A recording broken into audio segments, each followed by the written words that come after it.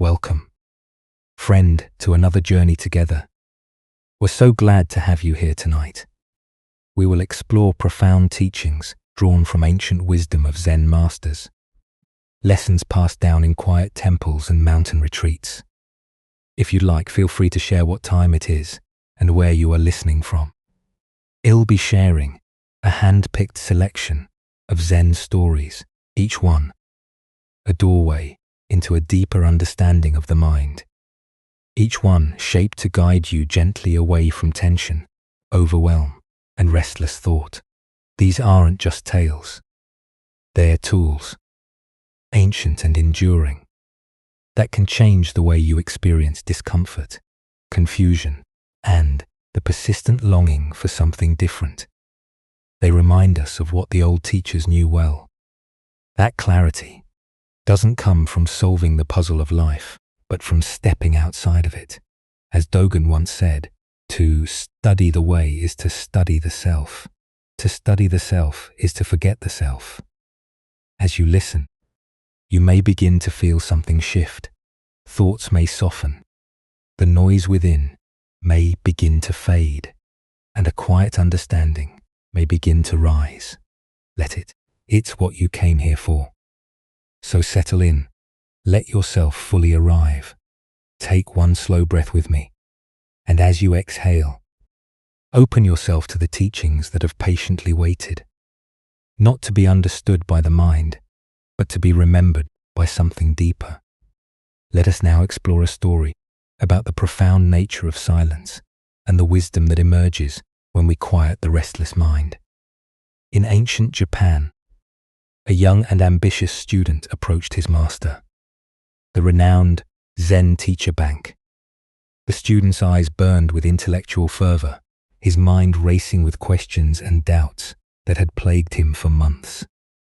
"Master," he said, bowing deeply, but with visible agitation, "I have heard the famous koan about the sound of one hand clapping. I have meditated on it, tirelessly, analyzed it from every angle, yet enlightenment continues to elude me. I fear I am wandering down the wrong path entirely." Bankai observed his student with eyes that held the depth of still water. He neither hurried to respond nor showed any trace of impatience. Instead, he slowly turned his gaze toward a single reed growing by the edge of a mirror-like pond that reflected the afternoon sky. The reed stood tall and slender, swaying almost imperceptibly in the gentle breeze. "Forget the hand," Bankai said softly, his voice carrying the weight of years of practice. "Go and sit by that reed. Do not leave that spot until you can hear the sound of its growing." The student felt a wave of confusion wash over him. How could a reed which grew in complete silence produce any sound at all? How could he hear what was not there to be heard? Nevertheless, his respect for his master ran deep, and he obeyed without further question. For days he sat in unwavering meditation beside the reed, his frustration mounting like storm clouds, gathering on the horizon. He listened with desperate intensity to every sound the wind whispered through the leaves, every gentle lap of water against the shore, every buzz and hum of insects dancing in the air. Yet the reed remained stubbornly silent, offering no revelation, no mystical sound to unlock the mysteries he sought. His mind raced through philosophical arguments and complex interpretations, grasping at intellectual explanations like a drowning man reaching for driftwood. But as the days wore on, something began to shift. One quiet afternoon, weary from the exhausting effort of trying to force understanding, he simply let go. He released his desperate desire to hear anything at all, and allowed himself to just be present with the reed, feeling the warmth of sunlight on his shoulders, the coolness of the breeze on his face. In that moment of profound stillness, when all striving ceased, A deep sense of peace washed over him like gentle waves. He became one with the reed, the pond, the sky, and the very air itself. When he finally returned to Bankai, his demeanor had transformed completely. Gone was the anxious seeker, replaced by someone who carried stillness within himself. "Master," he said with a bow that emanated genuine reverence. "I have listened." Bank smiled, recognizing immediately the quality of silence that now surrounded his student. "And what did you hear?" "I heard the silence from which all sounds are born," the student replied, his voice carrying new depth. "The sound of one hand was never the true teaching. The real lesson was to stop the endless clapping of my own mind. Buddha's wisdom reminds us better than 1,000 hollow words is one word that brings peace.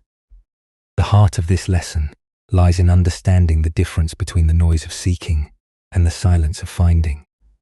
We live in a world that has trained us to believe that answers come through more thinking, more analysis, more mental effort.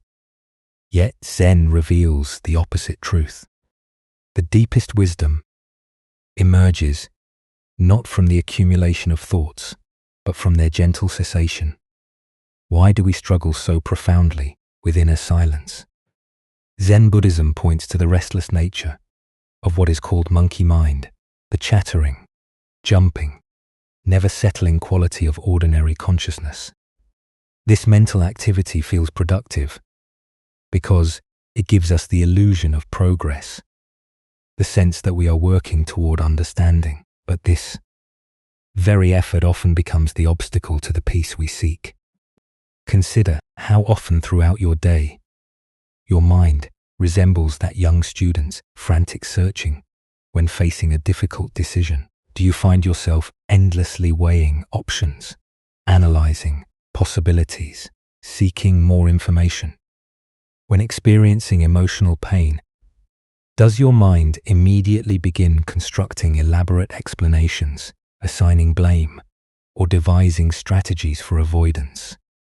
This mental churning, while sometimes necessary for practical matters, often drowns out the subtle voice of intuitive wisdom that whispers beneath the noise.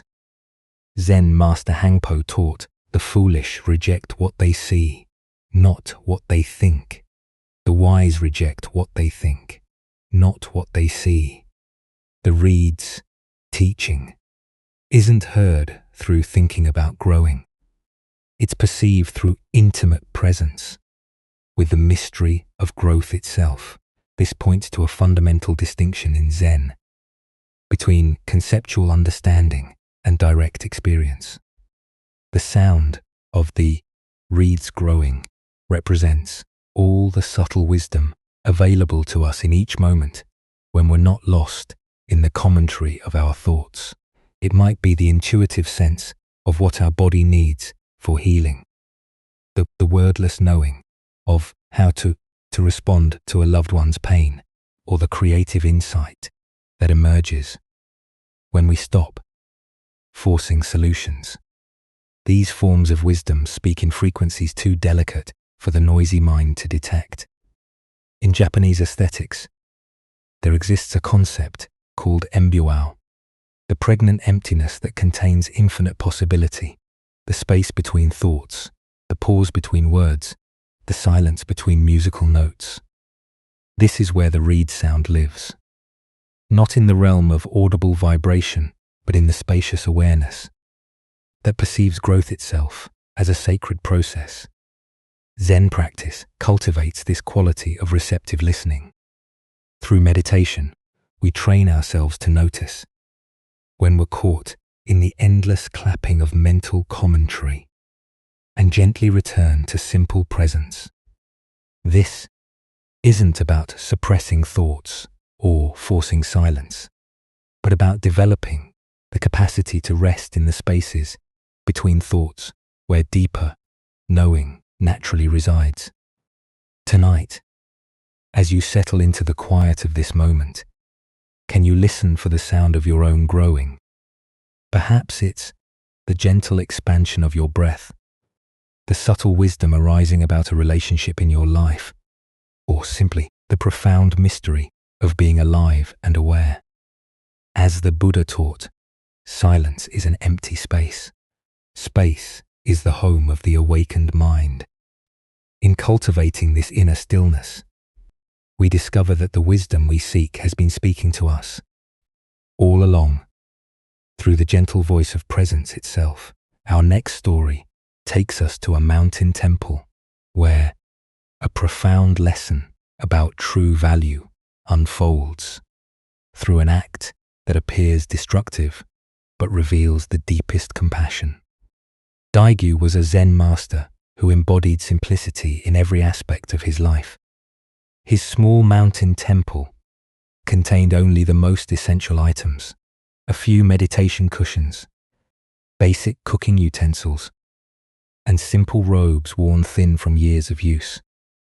The governor of the province, a man of wealth and sincere devotion to Buddhist teachings, had long admired Daigu's wisdom and often attempted to express his reverence through gifts of fine silks, expensive incense, and rare delicacies. Each offering was received with gratitude, but politely declined, as Daigyu gently explained that such luxuries would only burden his simple practice. One autumn day, the governor arrived at the temple personally, his hands carefully cradling a beautifully lacquered box that gleamed in the afternoon sunlight. His eyes shone with particular pleasure as he approached the master. "Venerable Daigu," he said, bowing deeply, "I understand completely your reluctance to accept personal luxuries, and I deeply respect your commitment to simplicity. But what I bring today is not for you. It is a gift for the Buddha himself. This is an exquisitely carved statue of the most precious jade, created by the finest artisans in the land. Please accept this offering for the temple's altar, so that all who come here may witness the beauty of devotion made manifest." Daigyu observed the governor's sincere face and genuine desire to honor the Buddha. The man's devotion was unmistakable, his generosity flowing from a pure heart. After a moment of quiet contemplation, Daigyu accepted the statue with appropriate ceremony. Together, they placed the luminous jade Buddha on the simple wooden altar, where it seemed to glow with inner light. The governor left that day filled with joy, feeling that he had contributed something meaningful to the sacred space that had given him so much wisdom. Winter arrived early that year, bringing with it the fiercest snowstorms the mountain had seen in decades. The temple's modest supply of firewood, carefully gathered throughout the autumn, dwindled rapidly as the cold deepened. Soon the monks found themselves shivering through their meditation sessions, unable to prepare warm meals or maintain the basic comfort necessary for their practice. One morning, as frost covered even the interior walls of the temple, a young monk entered the main hall to tend to the altar and discovered a scene that stopped him in his tracks. Daigyu sat peacefully beside the hearth, carefully placing the precious jade Buddha into the flames and kindling a fire. Around it, the statue began to emit a warm glow as the fire took hold, casting dancing shadows on the master's serene face. The young monk felt his heart leap into his throat. "Master!" he cried out, his voice cracking with horror and disbelief. "What are you doing? That statue is priceless. It was a gift of deep devotion. It represents the Buddha himself." Daigyu looked up from the growing warmth of the fire, his eyes twinkling with gentle humor and profound understanding. "Indeed, my young friend," he said, settling back into comfortable meditation posture as heat began to fill the cold room.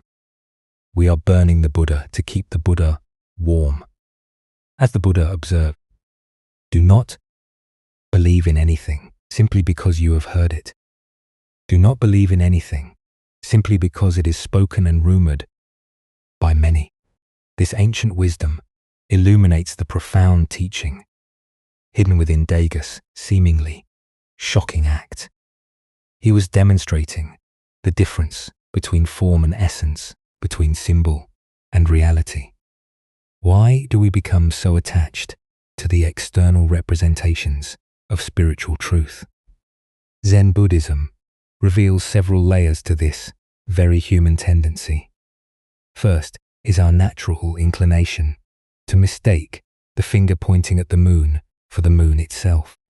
We invest sacred objects, rituals, and symbols with such reverence that we forget they are merely vessels designed to carry us toward direct experience of the divine. Second is what Buddhist psychology calls form clinging, our tendency to grasp onto the appearance of things rather than their deeper nature. The jade statue was undeniably beautiful and valuable, but its true worth lay not in its material composition or artistic craftsmanship, but in its capacity to inspire devotion and point hearts toward awakening. When that function could be served more immediately by providing warmth for actual living beings engaged in spiritual practice, the form became expendable. Consider how often in your own life you might prioritize preserving the form of something over serving its essential purpose. Do you ever find yourself more concerned with maintaining the appearance of a relationship than nurturing its genuine intimacy? More invested in preserving religious or spiritual traditions than embodying their transformative wisdom? More attached to the way things should look than responding to what life actually requires in this moment? Zen teacher Yunmen once said, "Every day is a good day." This wasn't naive optimism, but recognition that each moment offers opportunities to express our deepest values, regardless of external circumstances. Dagus' action revealed this principle in dramatic fashion. The good day wasn't defined by having enough firewood or preserving precious objects, but by the willingness to respond with wisdom and compassion to whatever conditions arose. The deeper teaching here shows us that true reverence for the Buddha lies not in worshipping representations of him, but in embodying his compassion in our daily actions. The Buddha himself taught that attachment to material forms, even sacred ones, can become obstacles to awakening. By burning the statue to provide warmth, Daegu was demonstrating Buddha nature in action, the spontaneous expression of wisdom and care that responds to immediate need without hesitation. This story challenges our conventional understanding of what constitutes appropriate spiritual behavior.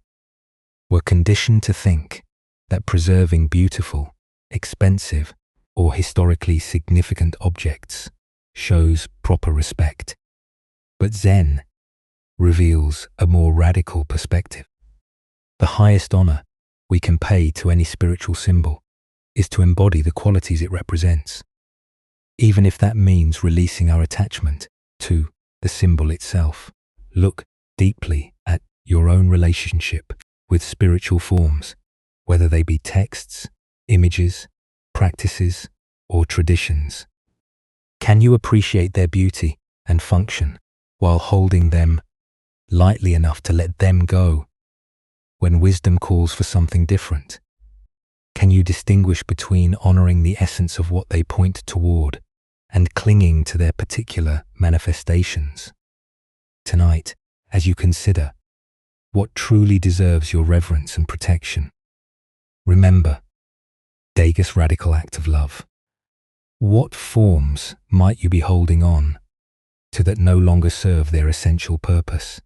What would it mean to burn your jade Buddhas in service of keeping the living Buddha of your own awakened heart, warm and vibrant?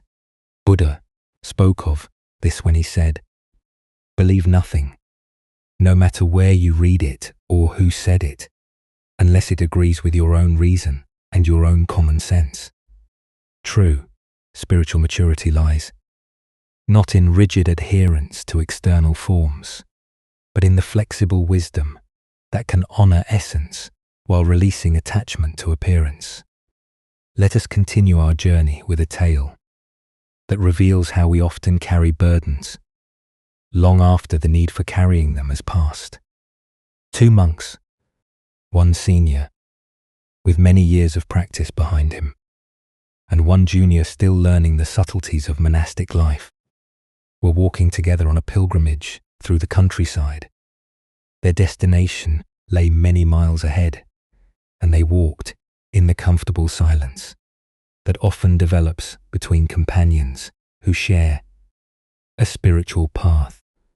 The rhythm of their footsteps on the dusty road created a meditative cadence that matched their breathing and helped maintain a state of mindful awareness as they traveled. As they approached a wide river where the spring rains had created muddy banks and swift moving currents, they noticed a young woman standing hesitantly at the water's edge. She wore an elegant silk kimono of deep blue with intricate patterns that clearly marked her as someone of wealth and status. Her delicate silk slippers and the pristine condition of her clothing suggested she was unaccustomed to the rough conditions of country travel. She stood frozen with uncertainty, clearly wanting to cross, but afraid of ruining her expensive garments in the muddy water. Without a moment's hesitation or consultation, the senior monk approached the woman with a gentle bow. "May I assist you across the river?" he asked simply. Before she could fully respond, he had already positioned himself, and with practiced efficiency, hoisted her onto his back. He carried her steadily across the rushing water, his feet finding secure footing, despite the slippery stones beneath the surface. Upon reaching the other side, he set her down gently on solid ground with the same matter-of-fact grace with which he had lifted her. The woman straightened her kimono and gave a curt nod of acknowledgement, but no word of thanks passed her lips. Without meeting either monk's eyes, she hurried away down the path, apparently eager to put the encounter behind her and continue with her journey. The two monks watched her disappear around a bend in the road, then resumed their own pilgrimage in silence. But the junior monk's silence was of an entirely different quality than before.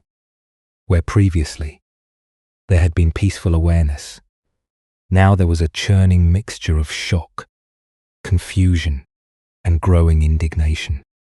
How could his respected teacher, a man who had taken sacred vows, including commitments to celibacy and non-attachment, have touched a woman so intimately? How could he have interacted so freely with someone who showed such obvious ingratitude? These questions burned in the younger monk's mind as he walked, creating an internal storm that grew more turbulent with each passing mile. For 2 full hours, he carried these thoughts, turning them over and examining them from every angle, feeding his sense of righteous confusion. The weight of his mental burden grew heavier with each step, until finally, unable to contain himself any longer, he burst out with barely controlled emotion. "Brother, why did you do that? You know perfectly well that we are not supposed to touch women under any circumstances. Our vows are clear about maintaining proper boundaries, And that woman, she was so ungrateful. She didn't even thank you for your kindness. The senior monk turned to look at his companion with eyes that held gentle amusement rather than defensiveness. A serene smile spread across his weathered face as he replied, "My friend, I left that woman by the river 2 hours ago. Are you still carrying her?" Buddhist wisdom reminds us holding on to anger is like grasping a hot coal with the intent of throwing it at someone else. You are the one who gets burned. Here we discover the profound difference between necessary action and unnecessary suffering, between responding to what life presents and carrying psychological burdens that serve no purpose. Why do we so readily pick up these invisible weights and carry them for hours, days, or even years? Buddhist psychology identifies several mental habits that create this pattern. The first is our tendency toward rumination, the mind's compulsive habit of chewing endlessly on experiences, particularly those that trigger strong emotional reactions. Like a dog with a bone, we gnaw at disturbing events, examining them from every angle. But this mental activity rarely leads to resolution or peace. The second factor is our attachment to being right about our judgments. The junior monk wasn't just confused by his teacher's behavior. He was invested in his interpretation of what appropriate conduct should look like. When reality didn't match his expectations, instead of questioning his assumptions, he carried the conflict internally, allowing it to poison his experience for hours.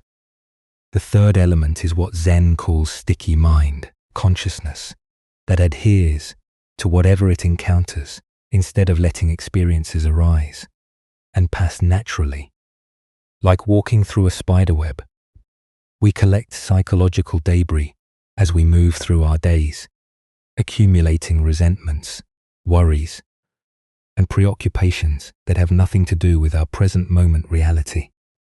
Consider how often throughout your day you find yourself carrying people or situations long after your actual interaction with them has ended. The coworker who didn't return your greeting this morning. Are you still puzzling over their apparent rudeness at lunchtime? The driver who cut you off in traffic, does their inconsiderate behavior continue to irritate you? Hours later, the friend who made an insensitive comment last week. Do you find yourself rehearsing better responses you wish you had given?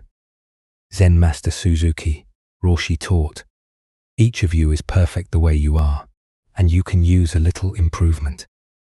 This gentle paradox applies perfectly to our relationship with carrying psychological burdens.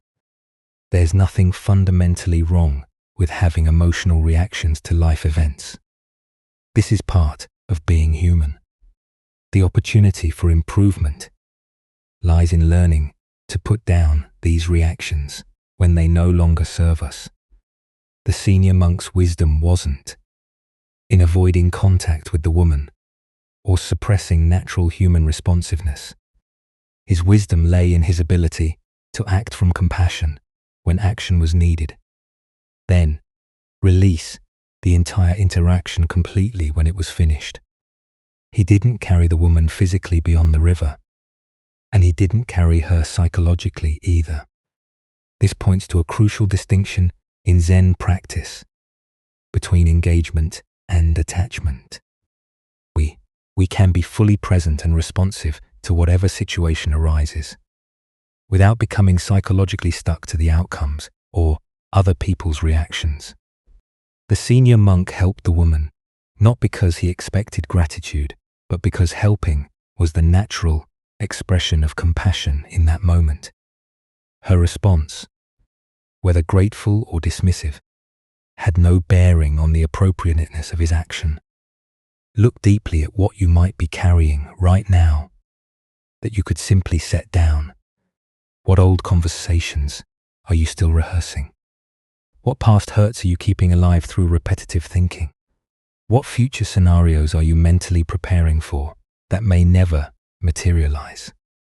These psychological burdens are like invisible passengers we carry on our backs, weighing down our steps and obscuring our ability to be present to what's actually happening now. Tonight, as you prepare for rest, can you practice the senior monk's wisdom? Can you review the day and consciously set down any people, situations, or emotions you've been carrying unnecessarily? Can you leave at the river's edge anything that no longer requires your attention? As the Buddha taught, you only lose what you cling to. The path to freedom isn't found in avoiding life's challenges, but in learning to meet them fully and then release them completely, carrying forward only the wisdom they've offered, not the weight of their memory. Now let us turn to a story about the profound difference between receiving what others offer and accepting what we choose to take into ourselves. In ancient Japan, a famously hot-tempered young samurai sought out an old Zen master who was renowned throughout the region for his unshakable peace and wisdom. The samurai had heard tales of this teacher's ability to remain calm in any situation, and his own volatile nature had caused him so much suffering that he was desperate to learn the secret of such inner stability. The master agreed to teach him, but the first week brought nothing like what the samurai had expected. Discussions or advanced meditation techniques, he found himself assigned to menial tasks around the temple. Each morning, he chopped wood for the cooking fires, carried heavy buckets of water from the well, and swept the temple floors with meticulous care. Day after day, his frustration mounted as he performed these humble chores, while the master seemed to pay him little attention. By the end of the week, the samurai's legendary temper had reached its breaking point. He stormed into the master's simple quarters, where the old man sat peacefully, sipping tea, apparently oblivious to his student's growing agitation. "This is intolerable," the samurai shouted, his face flushed with rage. "I came here to learn wisdom, not to be your personal servant. You are nothing but a fraud who preys on the desperation of seekers." The old master continued sipping his tea with the same serene expression he had worn all week, showing no reaction whatsoever to the verbal assault. This complete lack of response only inflamed the samurai further. He began hurling increasingly harsh insults, calling the master a charlatan, a lazy old fool, and worse. Still, the teacher's face remained as peaceful as a still pond, unmarked by even the slightest ripple of disturbance. In a final explosion of fury, the samurai grabbed a handful of gravel from the garden path and hurled it directly at the master. The small stone struck the old man's robes and scattered harmlessly to the floor around his meditation cushion. Not once did the master flinch or show any sign that he had even noticed the physical attack. When the samurai's rage had finally exhausted itself, the master set down his teacup and looked at him with eyes that held no trace of anger or judgment. "Tell me," he said in a voice as calm as morning mist, "if someone offers you a gift and you choose not to accept it, to whom does that gift belong?"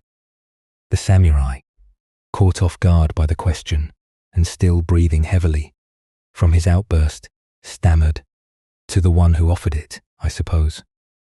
"Exactly," said the master with a gentle nod. "I do not accept your anger, your insults, or your violence. They remain entirely yours."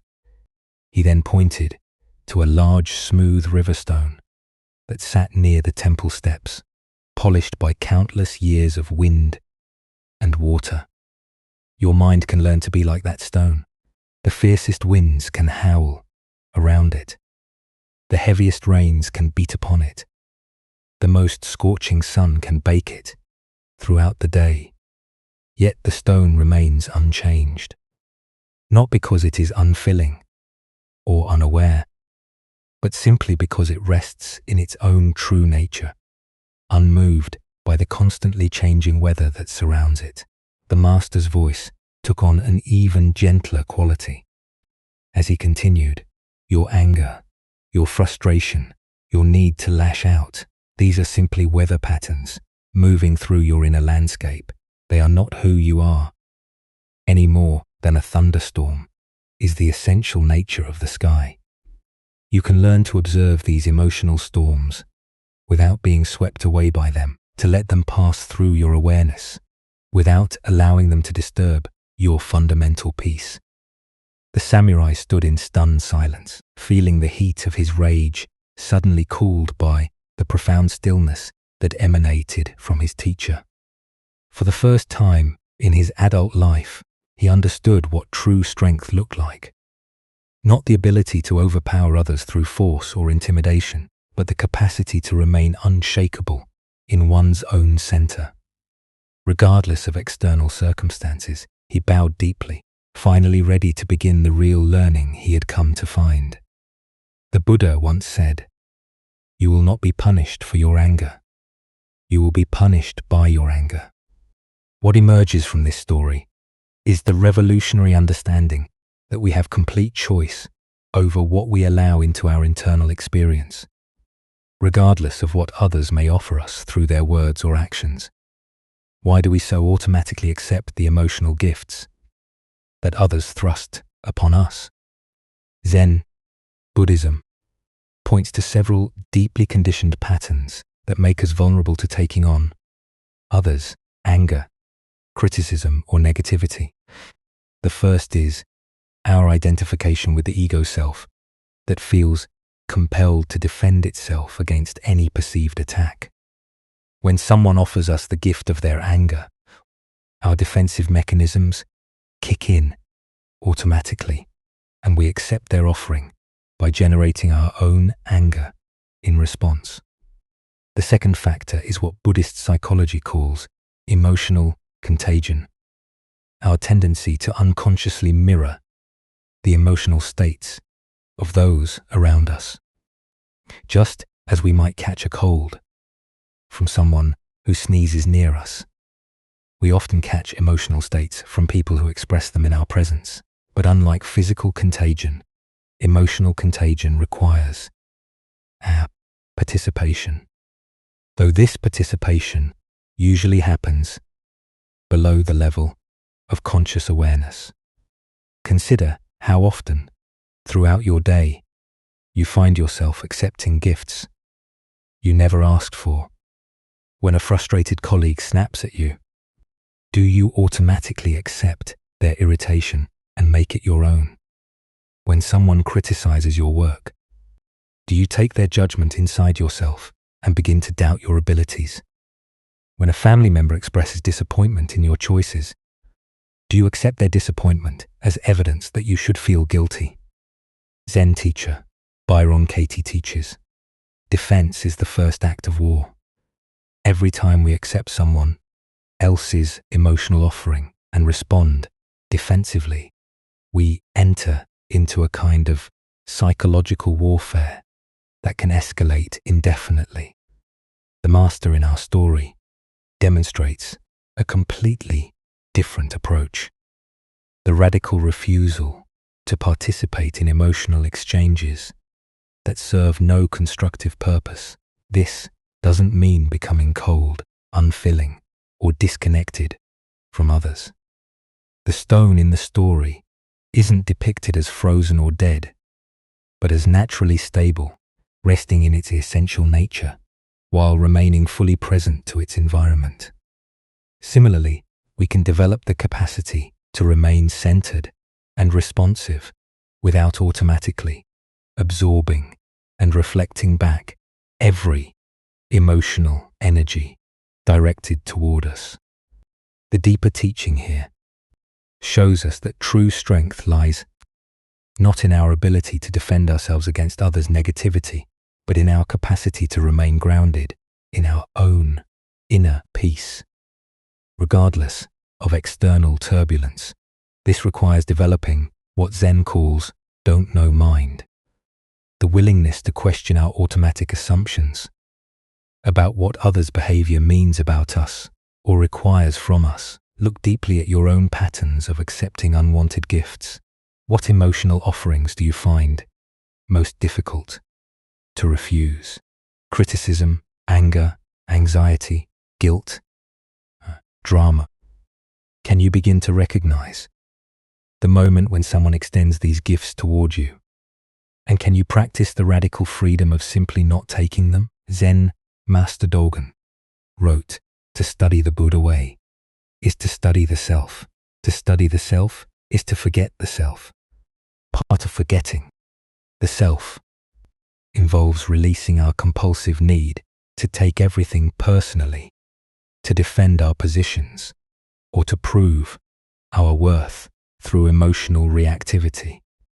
When we're securely grounded in our own essential nature, we can respond to others from wisdom rather than from wounded pride. Tonight, as you reflect on the interactions you had today, can you identify any emotional gifts you accepted that you could have politely declined? Can you practice being like the stone, present, aware and responsive, but fundamentally unmoved by the passing weather of others' emotional storms? As the Buddha taught, hatred does not cease by hatred, but only by love. This is the eternal rule. When we refuse to accept others' anger and respond, instead from our own center of peace, we offer them something far more valuable than the reflection of their own turbulence. We offer them the gift of experiencing what serenity looks like in the face of storm. As we continue our journey through the wisdom of Zen Buddhism, let us explore a teaching that addresses one of the most challenging aspects of human existence: our relationship with change and impermanence. A sincere disciple approached his master with a question that had been troubling his heart for many months. His face carried the weight of someone wrestling with profound spiritual confusion, and his words came slowly, as if each one required careful consideration. "Master," he began, bowing with deep respect, "you speak constantly of impermanence, teaching that everything in existence is in constant flux, that nothing remains the same from one moment to the next. I have studied this concept extensively, analyzed it from every philosophical angle, and I believe I understand it intellectually.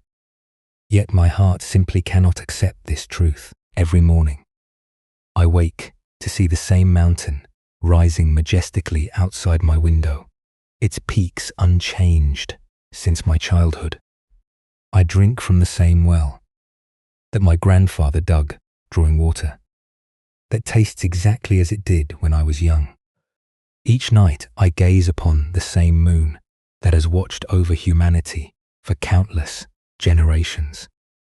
If everything is truly changing as you teach, my daily experience seemed to contradict this fundamental principle." The master listened with the patient attention of someone who had encountered this question many times before, recognizing in his student's words the eternal human struggle between intellectual understanding and lived experience. Without speaking, he gestured for the disciple to follow him. They walked together in contemplative silence until they reached the banks of a river that flowed nearby. The monastery, its waters catching the late afternoon sunlight like scattered diamonds. "Look carefully at this river," the master said, settling himself comfortably on a large boulder near the water's edge. The disciples studied the flowing water, noting its steady current, the way it curved around rocks, the consistent sound it made as it moved toward the distant sea. "I see a river, Master. It flows steadily from the mountains toward the ocean, just as it has for countless years." "Good," the master replied. "Now, dip your hand into the water and feel its coolness. The disciple knelt and immersed his hand in the flowing stream, feeling the gentle current playing around his fingers and the surprisingly cool temperature that contrasted with the warmth of the afternoon air. Now the master continued, "Remove your hand and dip it into the river again." The disciple lifted his hand from the water, observed it for a moment, then lowered it once more into the stream.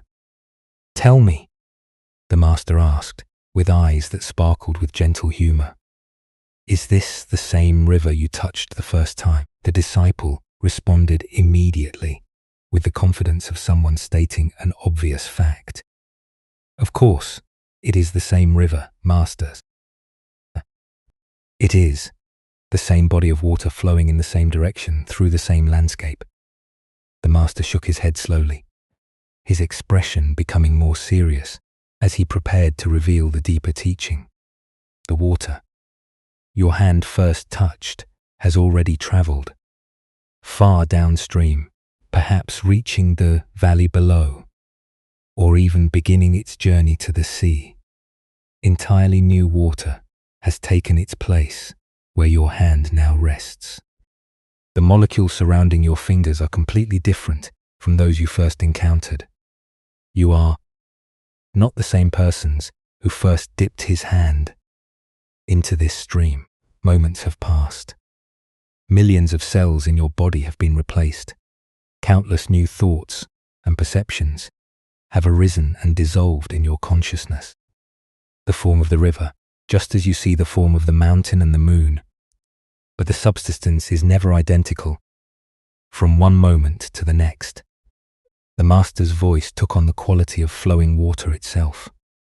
As he continued, "You are trying to hold on to the river that has already flowed far beyond your reach.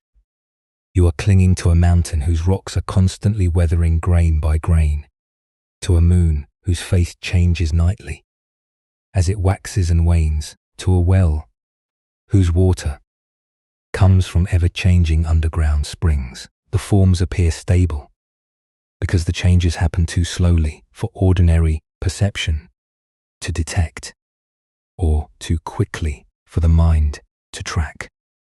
But make no mistake, everything you think of as permanent is actually a flowing process, including the very consciousness that observes and seeks to understand."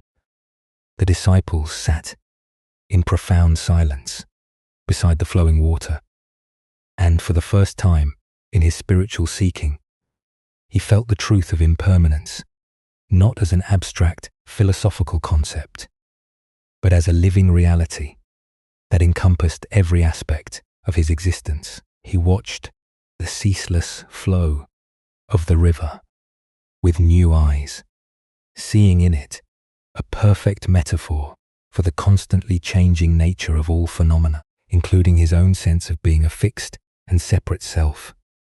Buddha spoke of this when he said, "Nothing is permanent except change."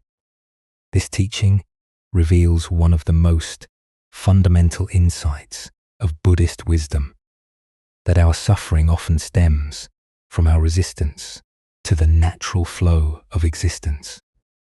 Our attempt to make permanent what is inherently fluid. Why do we find impermanence so difficult to accept, even when we understand it intellectually? Zen Buddhism identifies several psychological mechanisms that create this resistance. First is our evolutionary conditioning for pattern recognition and stability. Our survival as a species has depended on our ability to identify reliable sources of food, shelter, and safety. This deep programming makes us naturally seek permanence and predictability, even in areas where such stability is ultimately impossible. Second is what Buddhist psychology calls self-cleaning, our unconscious assumption that there is a fixed, unchanging self at the center of our experience. This sense of being a solid, continuous entity makes it difficult to truly comprehend that everything else might be in constant flux. If I am permanent, the reasoning goes, then surely the world around me must have permanent features as well.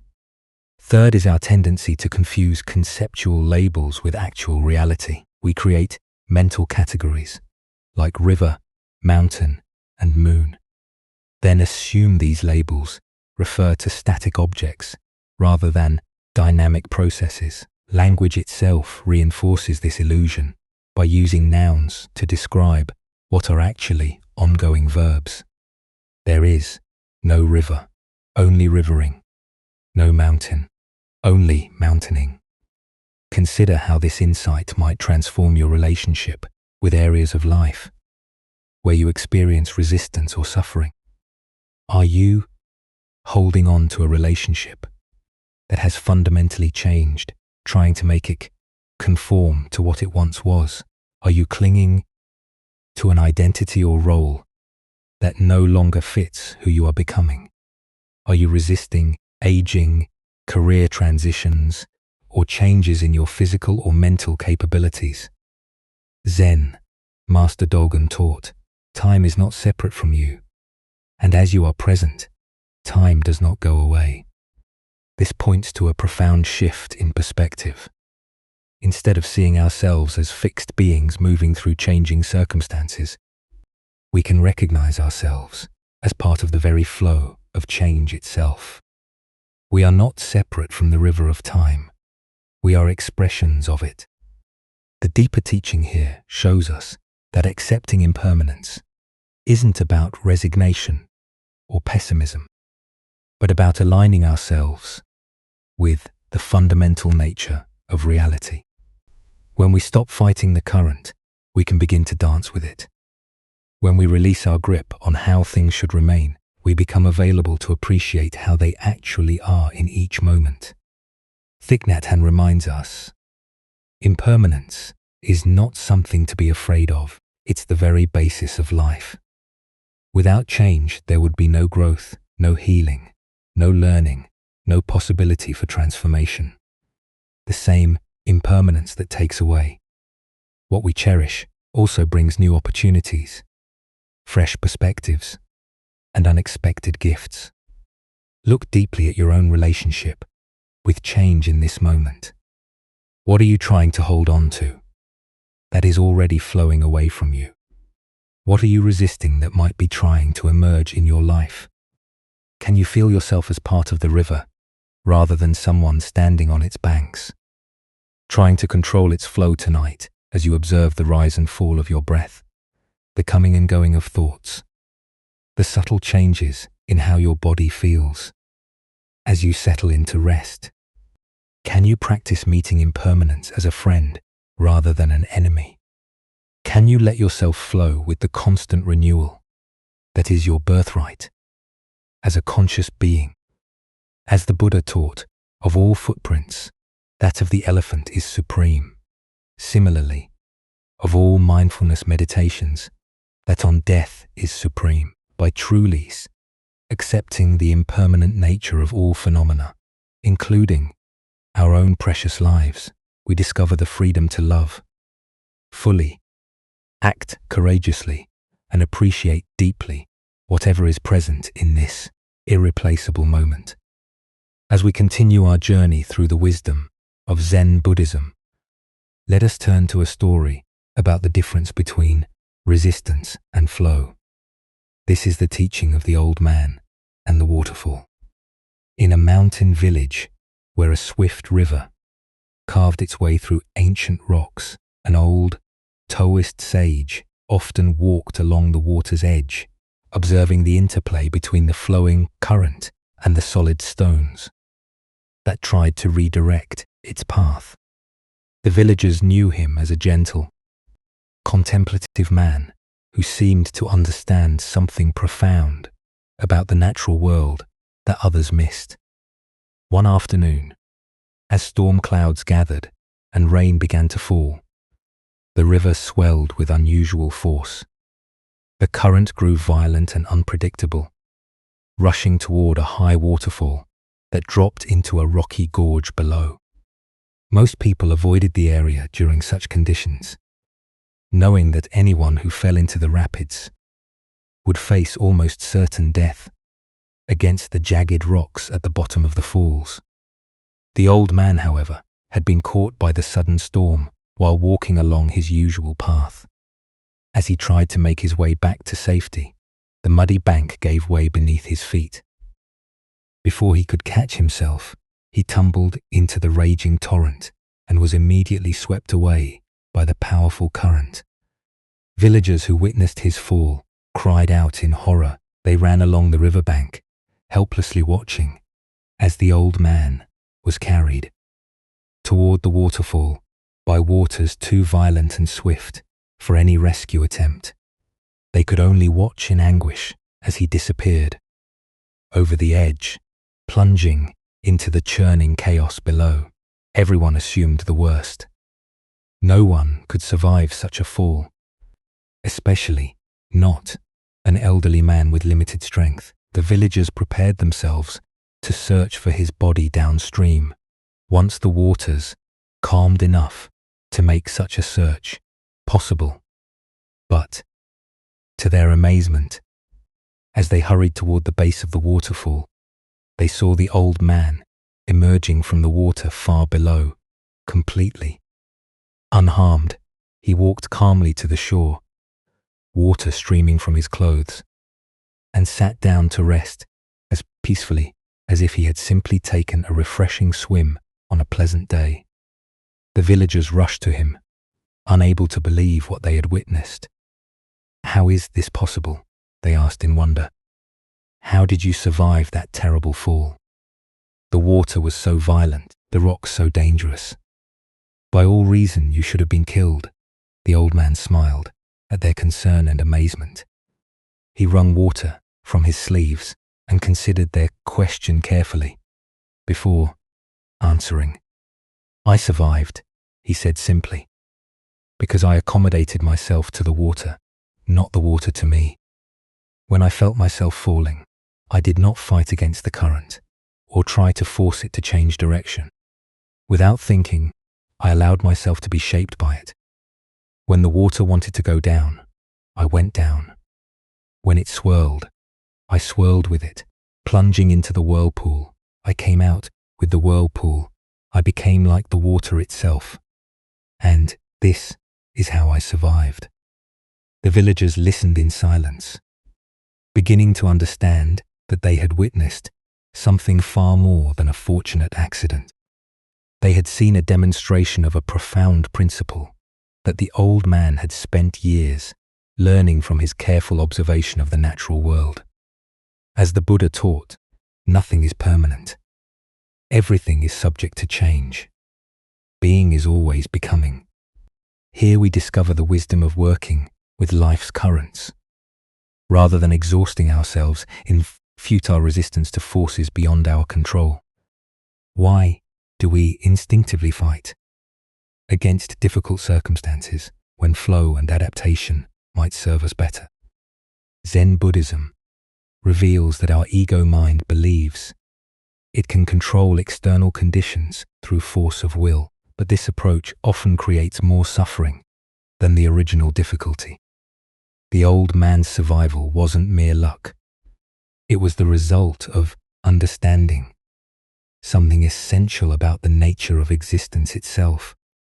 When we align ourselves with the natural flow of events, rather than demanding that life conform to our preferences, we often discover resources and possibilities that resistance makes invisible.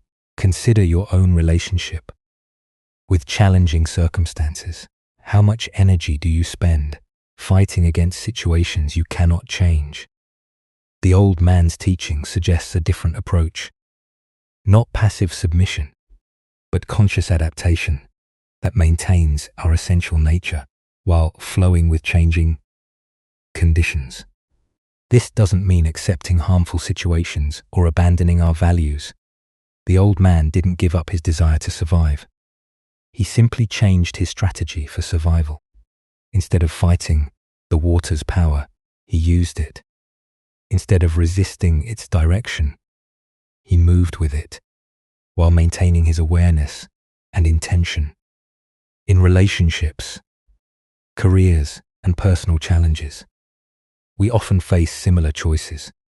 We can exhaust ourselves trying to force outcomes control other people's behavior, or make external circumstances conform to our expectations.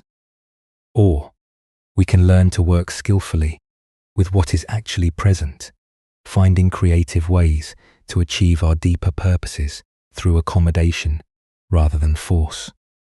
Zen master Lasu taught, water is fluid, soft, and yielding. But water will wear away rock which cannot yield and is destroyed.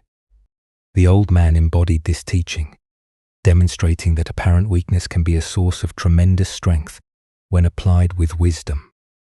The Buddha said, hatred does not cease by hatred, but only by love. This is the eternal rule. This principle extends beyond hatred to all forms of resistance. Problems are rarely solved by fighting against them directly, but by understanding their nature and finding ways to work with the underlying forces involved. Look deeply at a current source of stress or conflict in your life. Where are you trying to force the water to change direction rather than learning to swim with it? What would it mean to accommodate yourself to the situation while maintaining your essential values and intentions? Tonight, as you encounter the inevitable currents of daily life, unexpected changes, difficult people, circumstances beyond your control, can you remember the old man's wisdom? Can you find ways to maintain your center while flowing with forces you cannot change? Discovering that sometimes the most direct path to your goals is the one that appears to go around obstacles rather than through them. Buddha's wisdom reminds us, in the end, just three things matter: how well we have lived, how well we have loved, how well we have learned to let go. Learning to flow with life's currents is ultimately about letting go of our need to control everything while maintaining our ability to respond wisely to whatever arises. Like water, we can be both powerful and yielding, both persistent and adaptive, both strong and gentle. Let us continue on our journey with a story about discovering the source of true freedom.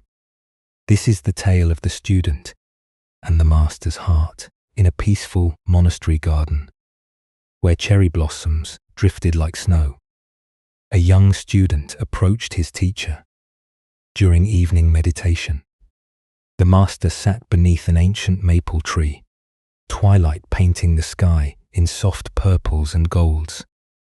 This student had been practicing earnestly for years, yet lately, questions had been arising that reached deeper than formal instruction. Taking a seat beside his teacher, the student gathered courage to voice what had been troubling him. "Master," he began quietly, "when I was young, I had a deep desire for my family and loved ones to be proud of me. I wanted to excel in studies, to accomplish things that would make them beam with joy. Were you ever the same way?" The master turned his gentle gaze toward the student, seeing in the young man's eyes the same earnest longing that had once driven his own seeking. After contemplative silence, he replied simply, "Yes, I was very much the same." The student felt relief at this admission. "Why did you desire their pride so intensely?" he asked. "What was driving that need for approval?" The master smiled with tender recognition. "I wanted them to feel they had more reason to love and accept me," he said thoughtfully. "If I could make them proud, surely their love would be secure and abundant. But the reason I desired this went even deeper." The student leaned closer, sensing they were approaching something essential. "I sought their love so desperately," the master continued, "because I, in turn, would feel I had sufficient reason to love and accept myself. I was seeking permission from others to feel good about who I was. Their approval would be evidence of my worthiness, even to myself. That was what lay at the root of all my striving." The master paused, watching the first stars appear. "But then, one day, I awakened to a revolutionary possibility. I realized I could ask myself a different question. What if I could bypass all external validation and simply learn to love and accept myself unconditionally? What if I didn't require anyone else's approval to feel genuinely good about my existence? The student felt something shift in his chest as these words settled. I imagined what it would be like if my happiness no longer depended on outer circumstances, on whether people approved or disapproved of my choices. What if my sense of worth could be as constant as my own heartbeat? Independent of any external validation, the student could feel his teacher's words pointing toward a freedom he had never considered, and that realization began your quest for self-realization. Exactly, the master nodded. That was when my true spiritual journey began. Not with seeking something outside myself, but with discovering what was already complete within. After contemplative silence, the student asked, "And did you never again desire their pride? Did that longing completely disappear?" The master chuckled softly. "Oh, my ego certainly continued to desire approval. But conditioned patterns don't vanish overnight. But something fundamental had shifted in my relationship to those desires. I no longer completely identified with my ego as I had before." He gestured toward the darkening garden where fireflies had begun their dance. I learned to see those approval-seeking thoughts as passing phenomena. Like these, fireflies appearing and disappearing, I could observe them with interest and compassion. But I no longer gave them power to determine my worth. "So you still cared what others thought?" the student asked. "I respected their opinions and honored their perspectives," the master replied. "But I no longer gave them so much weight. Their approval became like weather, sometimes pleasant, sometimes not, but no longer the determining factor in whether I felt at peace with myself." The master's face radiated quiet joy, and never had I felt so free as when I finally released myself. In this way, it was like discovering I had been carrying invisible chains for decades, and suddenly they fell away. The love I had been seeking outside was revealed to have been within me all along. Buddha's wisdom reminds us, if you truly loved yourself, you would never hurt yourself with destructive thoughts, actions, or choices. This teaching points to the heart of the master's discovery. Most suffering stems from the mistaken belief that we must earn the right to love ourselves through external achievements or approval. Here we discover one of the most revolutionary insights available.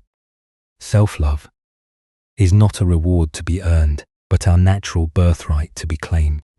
We are born complete and worthy, not because of what we accomplish, but simply because we exist. Why do we find unconditional self-love so difficult? From childhood, we absorb messages suggesting love must be earned through good behavior, achievement, or pleasing others. We learn to treat ourselves the way we were treated, often with criticism and conditions. These patterns become so familiar that unconditional self-acceptance feels foreign. Our culture intensifies this conditioning by promoting the myth that happiness comes from external sources. Each message reinforces the delusion that we are incomplete as we are. Consider how much mental energy goes toward managing others' opinions. How often do you modify authentic expression to gain approval? But how much self-worth depends on external feedback rather than internal recognition of inherent value? When we love ourselves unconditionally, we create a foundation of fulfillment that allows us to enjoy others' affection without depending on it. We can receive compliments with gratitude rather than desperate hunger, and handle criticism without devastation. Because our core worth remains untouched, the Buddha said, you can search throughout the entire universe for someone more deserving of your love and affection than you are yourself, and that person is not to be found anywhere. You yourself deserve your love and affection. This isn't narcissism. It's recognition of fundamental truth about consciousness itself. Tonight, as you rest in this moment's quiet, can you sense the presence that is reading these words? This awareness that knows your thoughts and witnesses, your experiences, is not improved or diminished by anything that happens. It remains constant and clear, like space itself.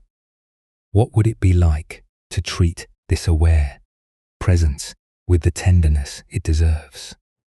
Perhaps you could offer yourself the same patience you'd give a beloved child learning, or the same compassion you'd feel for a friend in difficulties. As the Buddha taught, hatred is never appeased by hatred. By non-hatred alone is hatred appeased.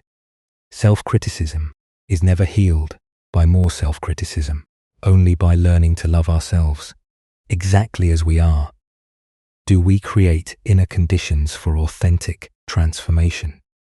In discovering this unconditional love within, we find the freedom we sought through others' approval was always here beating steadily in our own hearts. Let us continue on our journey through the wisdom of Zen Buddhism with a story about the phantoms we create with our own minds. This is the tale of the haunting that was no haunting at all. A man lived peacefully with his beloved wife for many years. Their love deep and genuine. Their companionship a source of daily joy. But as fate would have it, she became gravely ill. As she lay on her deathbed, her breathing shallow and her strength fading, she grasped her husband's hand with surprising force. "My darling," she whispered, her eyes filled with both love and fear. "I cannot bear the thought of leaving you, and I cannot bear the thought of you loving another. Promise me that when I am gone, you will not see any other women. Promise me you will remain faithful to my memory forever, or I swear I will return from the grave to haunt you." The husband, his heart breaking at her words and her impending departure, made the promise she demanded. What else could he do? In that moment of grief and love, he would have agreed to anything to ease her suffering and honor their bond.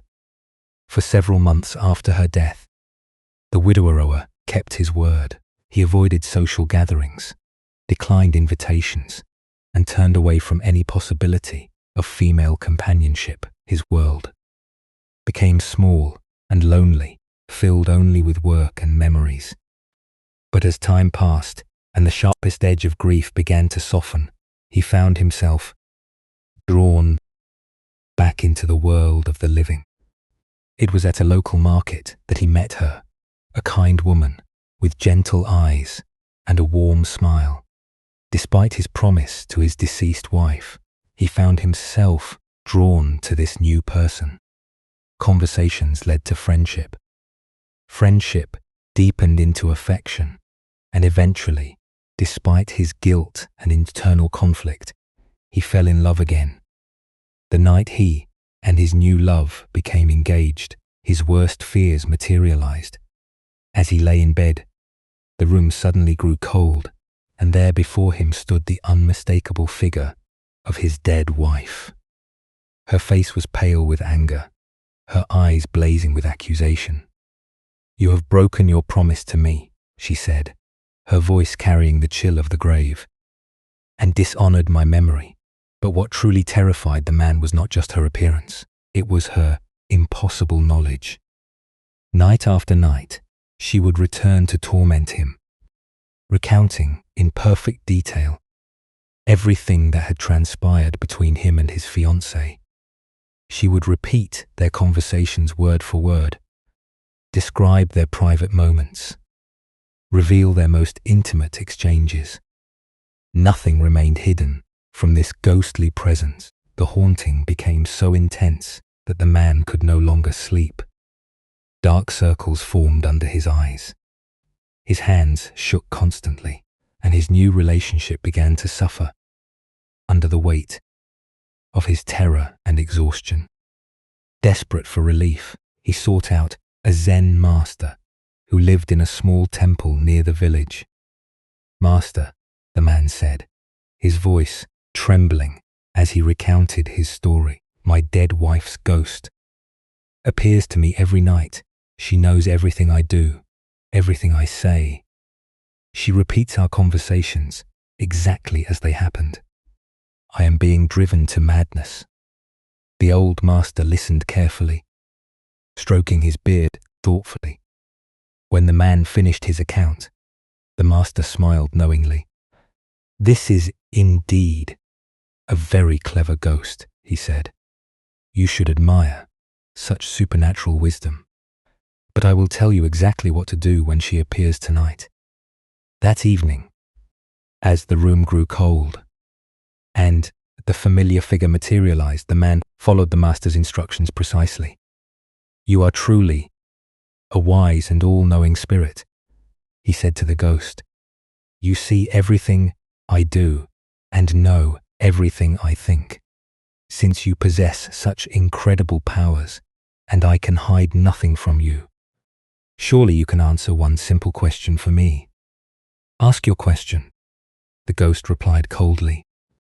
The man reached down to a large bag of beans that sat near his bedside table. He scooped up a handful and held his closed fist toward the apparition. "Tell me exactly how many beans I am holding in my hand right now." The ghost opened her mouth to speak, but no words came. Her form began to waver, becoming translucent around the edges. For the first time since her appearances began, she looked uncertain, even confused. I cannot," she stammered, and then, like morning mist touched by sunlight, she simply vanished. The ghost never returned again, and the man was finally free to live his life in peace. Buddha's wisdom reminds us, we are what we think. All that we are arises with our thoughts. With our thoughts, we make the world.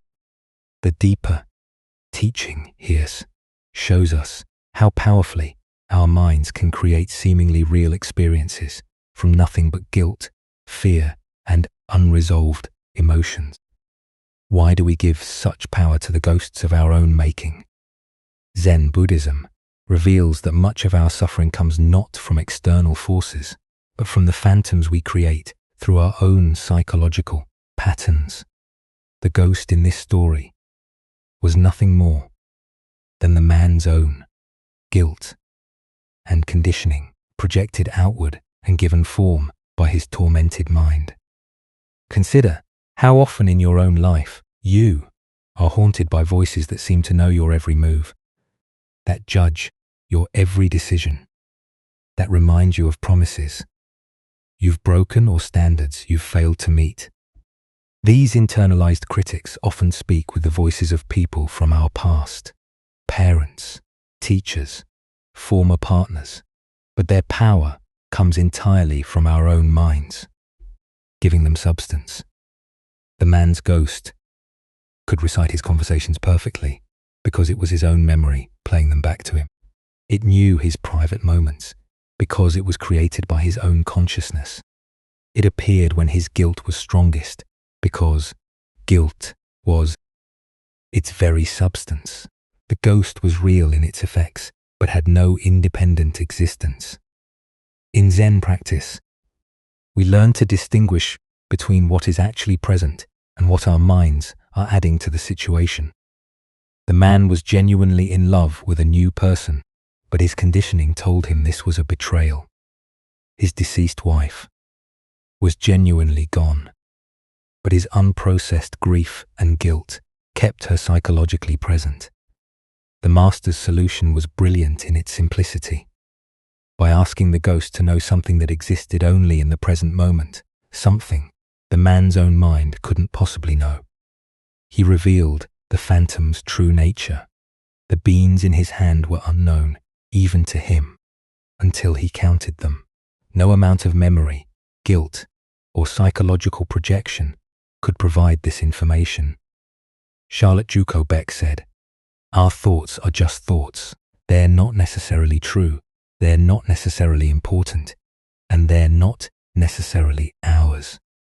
The ghost's accusations felt absolutely real to the man, but they were simply thoughts and emotions given form by his own mental processes. Look deeply at your own experience. What ghosts do you carry that speak with impossible authority about your worth, your choices, your future? Often these voices claim to know things they cannot possibly know. What others really think of you, what will happen if you take risks, whether you deserve happiness or love. The Buddha taught, the mind is everything. What you think you become. When we understand that we are constantly creating our experience through the stories we tell ourselves, we begin to see that we also have the power to question these stories, to test their validity, to challenge their authority over our lives. Tonight, as you notice the familiar voices of self-doubt, guilt, or fear arising in your mind, can you remember the man and his handful of beans? Can you find the courage to ask these internal critics, to prove their supernatural knowledge by answering questions they cannot possibly answer? Can you recognize that the very thoughts that seem to know everything about you actually know far less than they claim? As the Buddha observed, doubt everything, find your own light. The ghosts that haunt us lose their power the moment we stop feeding them with our belief, the moment we see them for what they truly are, not supernatural visitations, but creations of our own minds that can be dissolved as easily as they were formed. Now, let us explore a Zen story about the irreplaceable nature of direct spiritual transmission. This is the tale of Bank and the Messenger in the bustling capital city, where merchants haggled in crowded marketplaces and scholars debated in tea houses. The renowned Zen master Bank had completed another period of teaching at one of the great temples, known throughout the region for his profound insight and ability to point students directly toward their Buddha nature. Bankai maintained a simple practice of traveling between temples, offering instruction wherever sincere students gathered. As the master prepared to depart for his next destination, carefully folding his few possessions into a traveling bundle, a well-dressed gentleman approached him with urgent politeness. The man's fine silk robes and careful manner suggested someone accustomed to moving in aristocratic circles, likely a retainer or aide to one of the noble families that supported the temple. "Venerable master," the gentleman said, bowing deeply. "From the Baron, a man of great learning and sincere interest in your teachings. He has heard of your wisdom and wishes desperately to meet with you personally. But urgent matters have detained him today. Would you consider postponing your departure by one day so that he might have the honor of studying with you tomorrow?" Bank, despite his eagerness to reach the next temple, the next student where students awaited him, recognized the genuine need in the request. The path of a teacher required flexibility and compassion, even when inconvenient. "Of course," he replied, simply, "I shall remain one more day." The master unpacked his bundle and settled back into the temple quarters, spending the evening in quiet meditation and preparation for what he anticipated would be a meaningful encounter with a sincere seeker.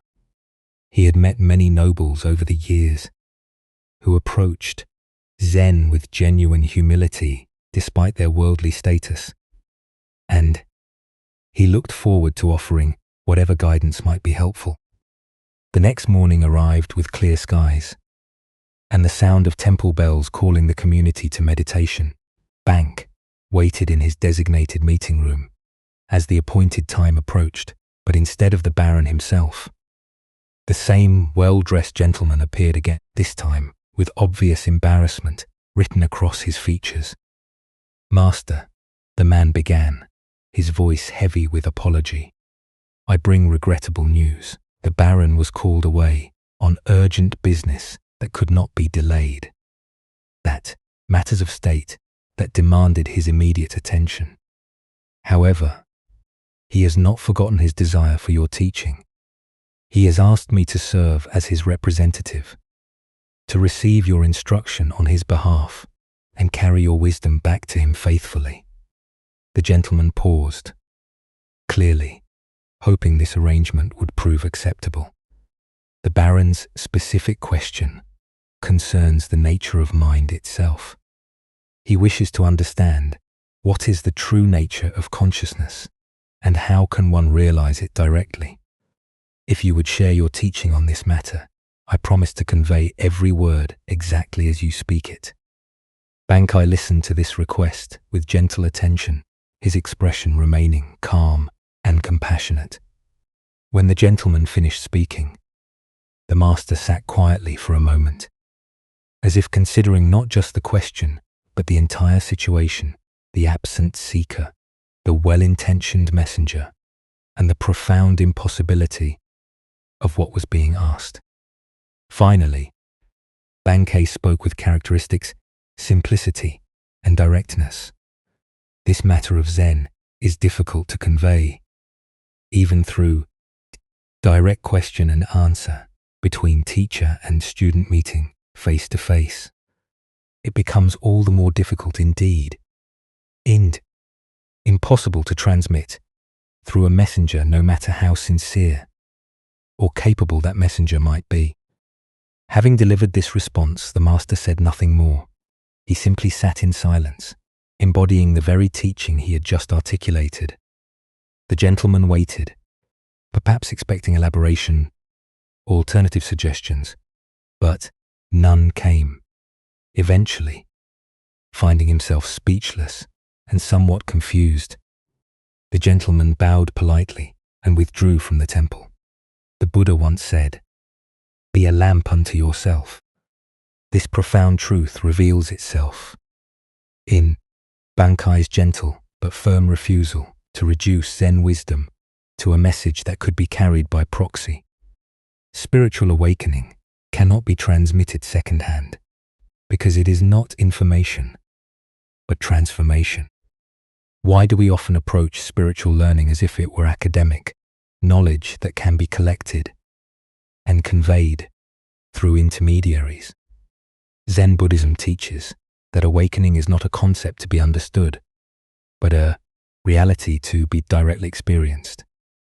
Like the taste of water to someone who is thirsty, it cannot be adequately described. It must be experienced firsthand. The Baron's question about the nature of consciousness reveals our typical approach to spiritual inquiry.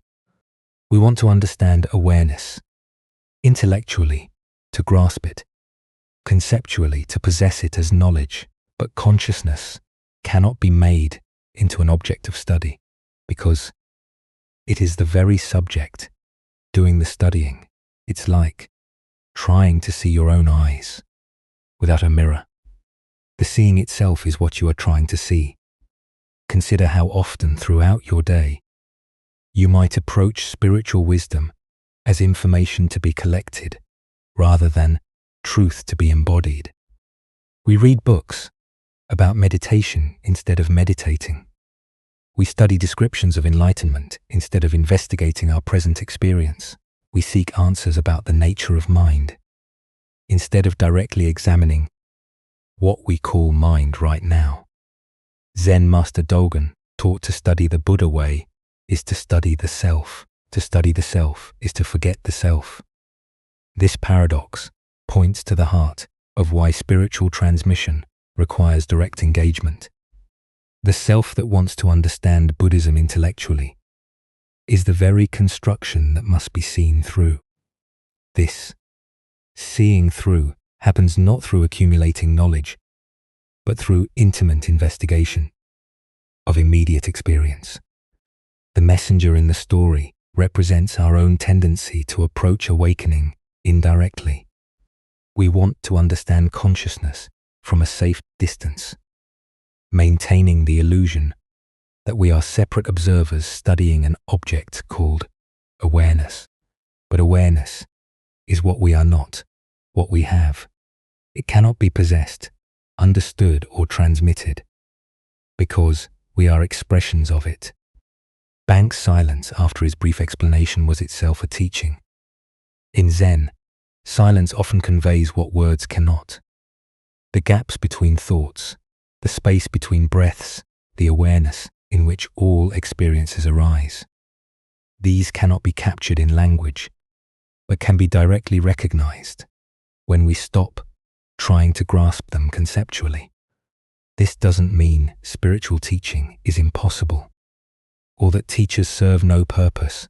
Rather, it means that authentic teaching points students toward their own direct experience, rather than providing second-hand descriptions of someone else's realization. The teacher's role is not to deliver enlightenment, but to create conditions where students might recognize what they already are. Tonight, as you experience the simple fact of being conscious, aware of these words, aware of your body, aware of the space in which thoughts and sensations appear, can you investigate this awareness directly rather than through concepts? Can you be present to your experience rather than trying to understand it through someone else's descriptions? As the Buddha taught, work out your own salvation with diligence. The path to freedom cannot be walked by proxy. It requires your own feet, your own breath, your own willingness to look directly at what you have always been, but perhaps never clearly seen.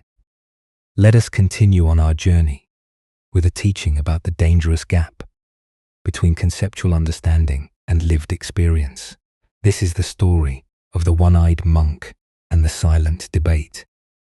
In ancient China, when traveling monks wandered from monastery to monastery, seeking teachings and testing their understanding, a particular custom had developed among Zen communities. Before a wandering monk could receive lodging for the night, he had to engage in what was called Dharma combat with either the abbot or a designated representative. This wasn't physical fighting, but a contest of spiritual wit and understanding, where profound questions and paradoxical answers revealed the depth of each participant's realization. At one renowned monastery nestled in bamboo forests, a travel-worn monk arrived as evening. Shadows began to lengthen across the courtyards. His robes were dusty from mountain paths, his straw sandals worn thin, but his eyes carried the alert brightness of someone genuinely seeking deeper understanding. The abbot, busy with evening duties, assigned his personal attendant to conduct the traditional Dharma encounter. This attendant had served the monastery faithfully for many years, though he possessed what others might consider a disadvantage. He had lost one eye in an accident during his youth. Despite this physical limitation, or perhaps because of the clarity it had brought to his inner vision, he had developed profound insight into the Buddha's teachings. When the two monks met in the monastery's formal reception hall, the traveling monk proposed something unusual. "Let us engage in silent debate," he suggested, gesturing with his hands. to indicate they would communicate through gestures alone rather than words. Sometimes the deepest truths transcend language altogether. The attendant nodded agreement, and they began their wordless exchange. The wayfarer raised one finger toward the ceiling, holding it steady with an expression of calm confidence. Without hesitation, the attendant responded by raising 2 fingers. The traveling monk, seeming pleased by this response, then raised 3 fingers.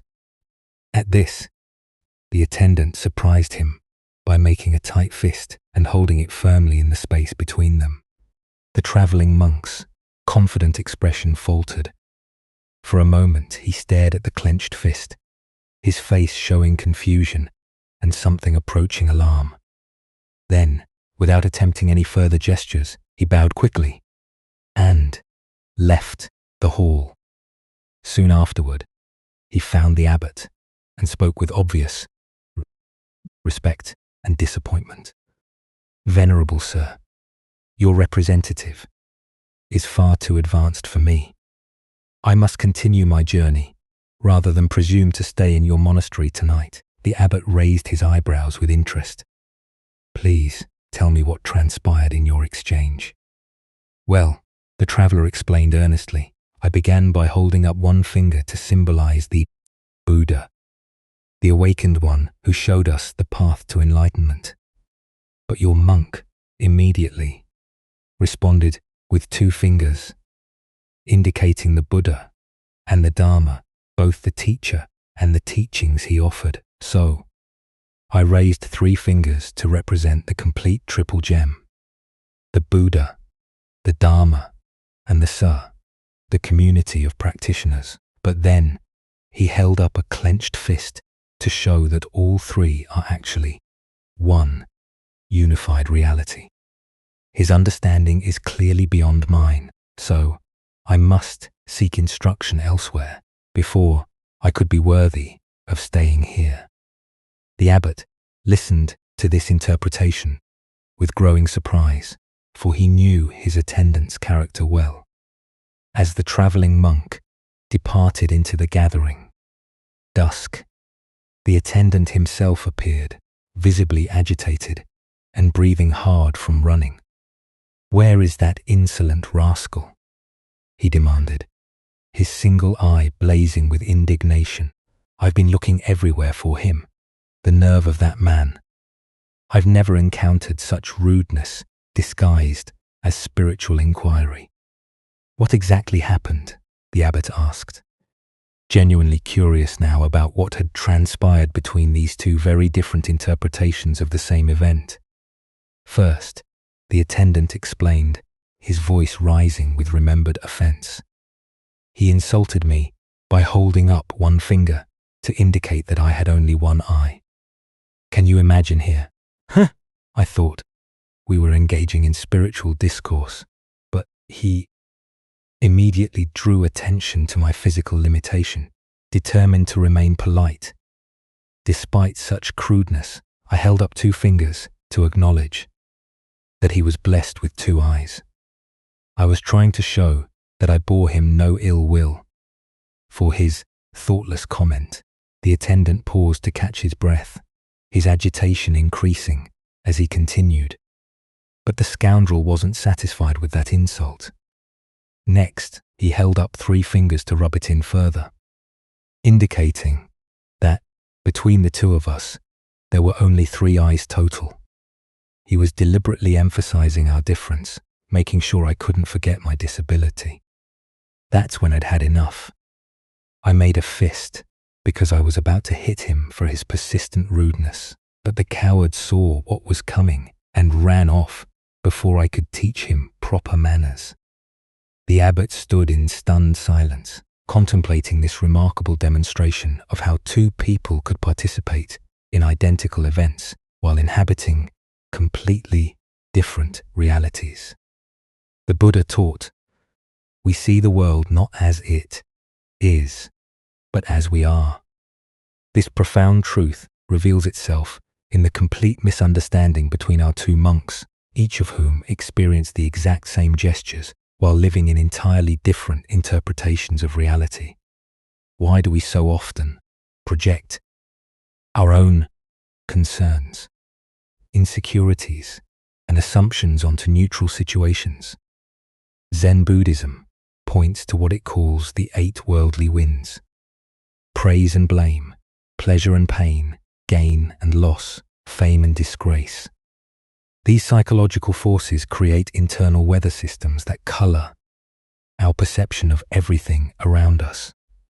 The attendant's sensitivity about his missing eye created a filter through which every gesture became a personal attack. His past experiences of being judged or pied for his appearance had created such a strong interpretive framework that he couldn't perceive any other possible meaning in the traveler's hand signals.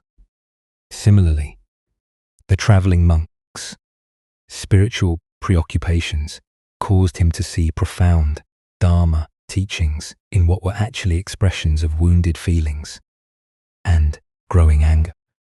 His framework of seeking enlightened instruction made him interpret increasingly aggressive gestures as increasingly sophisticated wisdom. Look deeply at your own patterns of interpretation. How often do your current worries, past hurts, or persistent hopes cause you to misread situations completely? Perhaps someone's distracted behavior becomes evidence they don't like you when they're actually concerned about a family member's health. Maybe a colleague's helpful suggestion feels like criticism because you're insecure about your performance. This ancient wisdom illuminates how our internal state creates our external experience. Both monks were sincere in their perception, yet both were fundamentally mistaken about what was actually happening. Neither was lying or deliberately misinterpreting. They were simply seeing through the lens of their own psychological conditioning. The story points us toward a crucial question. How can we develop the capacity to see situations more clearly, less filtered through our personal concerns and interpretations? Zen practice offers several approaches to this challenge. First is what's called don't know mind, maintaining openness to multiple interpretations rather than immediately settling on the one that confirms our existing beliefs or fears. When someone acts in a way that triggers our interpretation, can we pause and consider other possible explanations? Second is mindfulness of our own emotional states. The attendant might have noticed his rising sensitivity about his appearance and recognized how this was coloring his perception. The traveler might have observed his eagerness to find profound teachings and questioned whether he was seeing wisdom where none existed. Zen, Master Bank, taught your everyday mind that is the way. This teaching invites us to examine the very mind that creates these interpretations rather than constantly trying to figure out the correct interpretation of external events. The Buddha said, "Hatred is never appeased by hatred in this world. By non-hatred alone is hatred appeased. This is a law eternal." If the attendant had met the traveler's perceived insults with curiosity rather than defensiveness, if the traveler had questioned his assumptions about enlightened behavior, their encounter might have become a genuine teaching for both.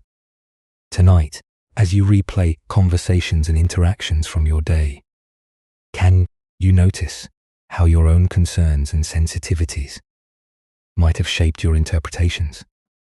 Can you sense the difference between what actually happened and the meaning your mind added to those events? As the Buddha taught, peace comes from within. Do not seek it without. By understanding how our internal weather creates our external storms, we discover the possibility of clear seeing that serves both wisdom and compassion.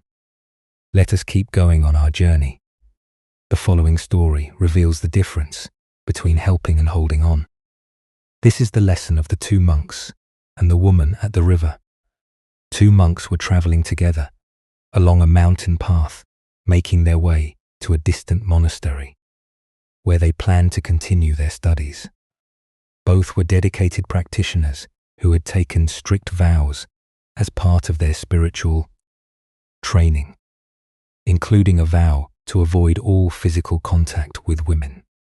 This wasn't born from disrespect, but from their understanding that such discipline helped maintain focus on their spiritual development. As they approached a swollen river, where the usual bridge had been damaged by recent storms, they encountered a young woman standing uncertainly at the water's edge. The current was strong and treacherous, filled with debris from the mountain runoff, and she was clearly afraid to attempt crossing alone. "Please, honored monks," she called to them, "could one of you help me cross this dangerous water? I'm not strong enough to make it safely on my own." One of the monks immediately tensed, his mind racing through their monastic rules and the potential complications of this situation. Physical contact with women was explicitly forbidden, and he began formulating explanations for why they couldn't help. Perhaps suggestions for alternative solutions that wouldn't require breaking their vows. The other monk, however, took one look at the woman's predicament and the genuine danger she faced and made a different choice. Without hesitation or lengthy deliberation, he walked to her side and gently lifted her onto his shoulders. He carried her carefully across the treacherous current, ensuring her safety with each step, and set her down gently on the far bank. "Thank you so much," she said gratefully, bowing to both monks before continuing on her way. The two monks resumed their journey, but the atmosphere between them had changed dramatically. The first monk walked in increasingly agitated silence, his mind churning with thoughts about what he had witnessed. As the hours passed, his internal tension grew until finally he could no longer contain his distress. "Brother," he burst out, unable to hold his silence any longer, "I cannot understand your behavior back at the river. Our spiritual training explicitly teaches us to avoid any physical contact with women. Yet you picked that woman up onto your shoulders and carried her across the water. How could you so blatantly violate our sacred vows?" His companion looked at him with gentle surprise and responded with perfect simplicity. "Brother, I set her down on the other side of the river hours ago, but you are still carrying her. Buddha's wisdom teaches us holding on to anger is like grasping a hot coal with the intent of throwing it at someone else. You are the one who gets burned." This tale unveils the profound difference between compassionate action and mental attachment, between responding to present needs and carrying past events.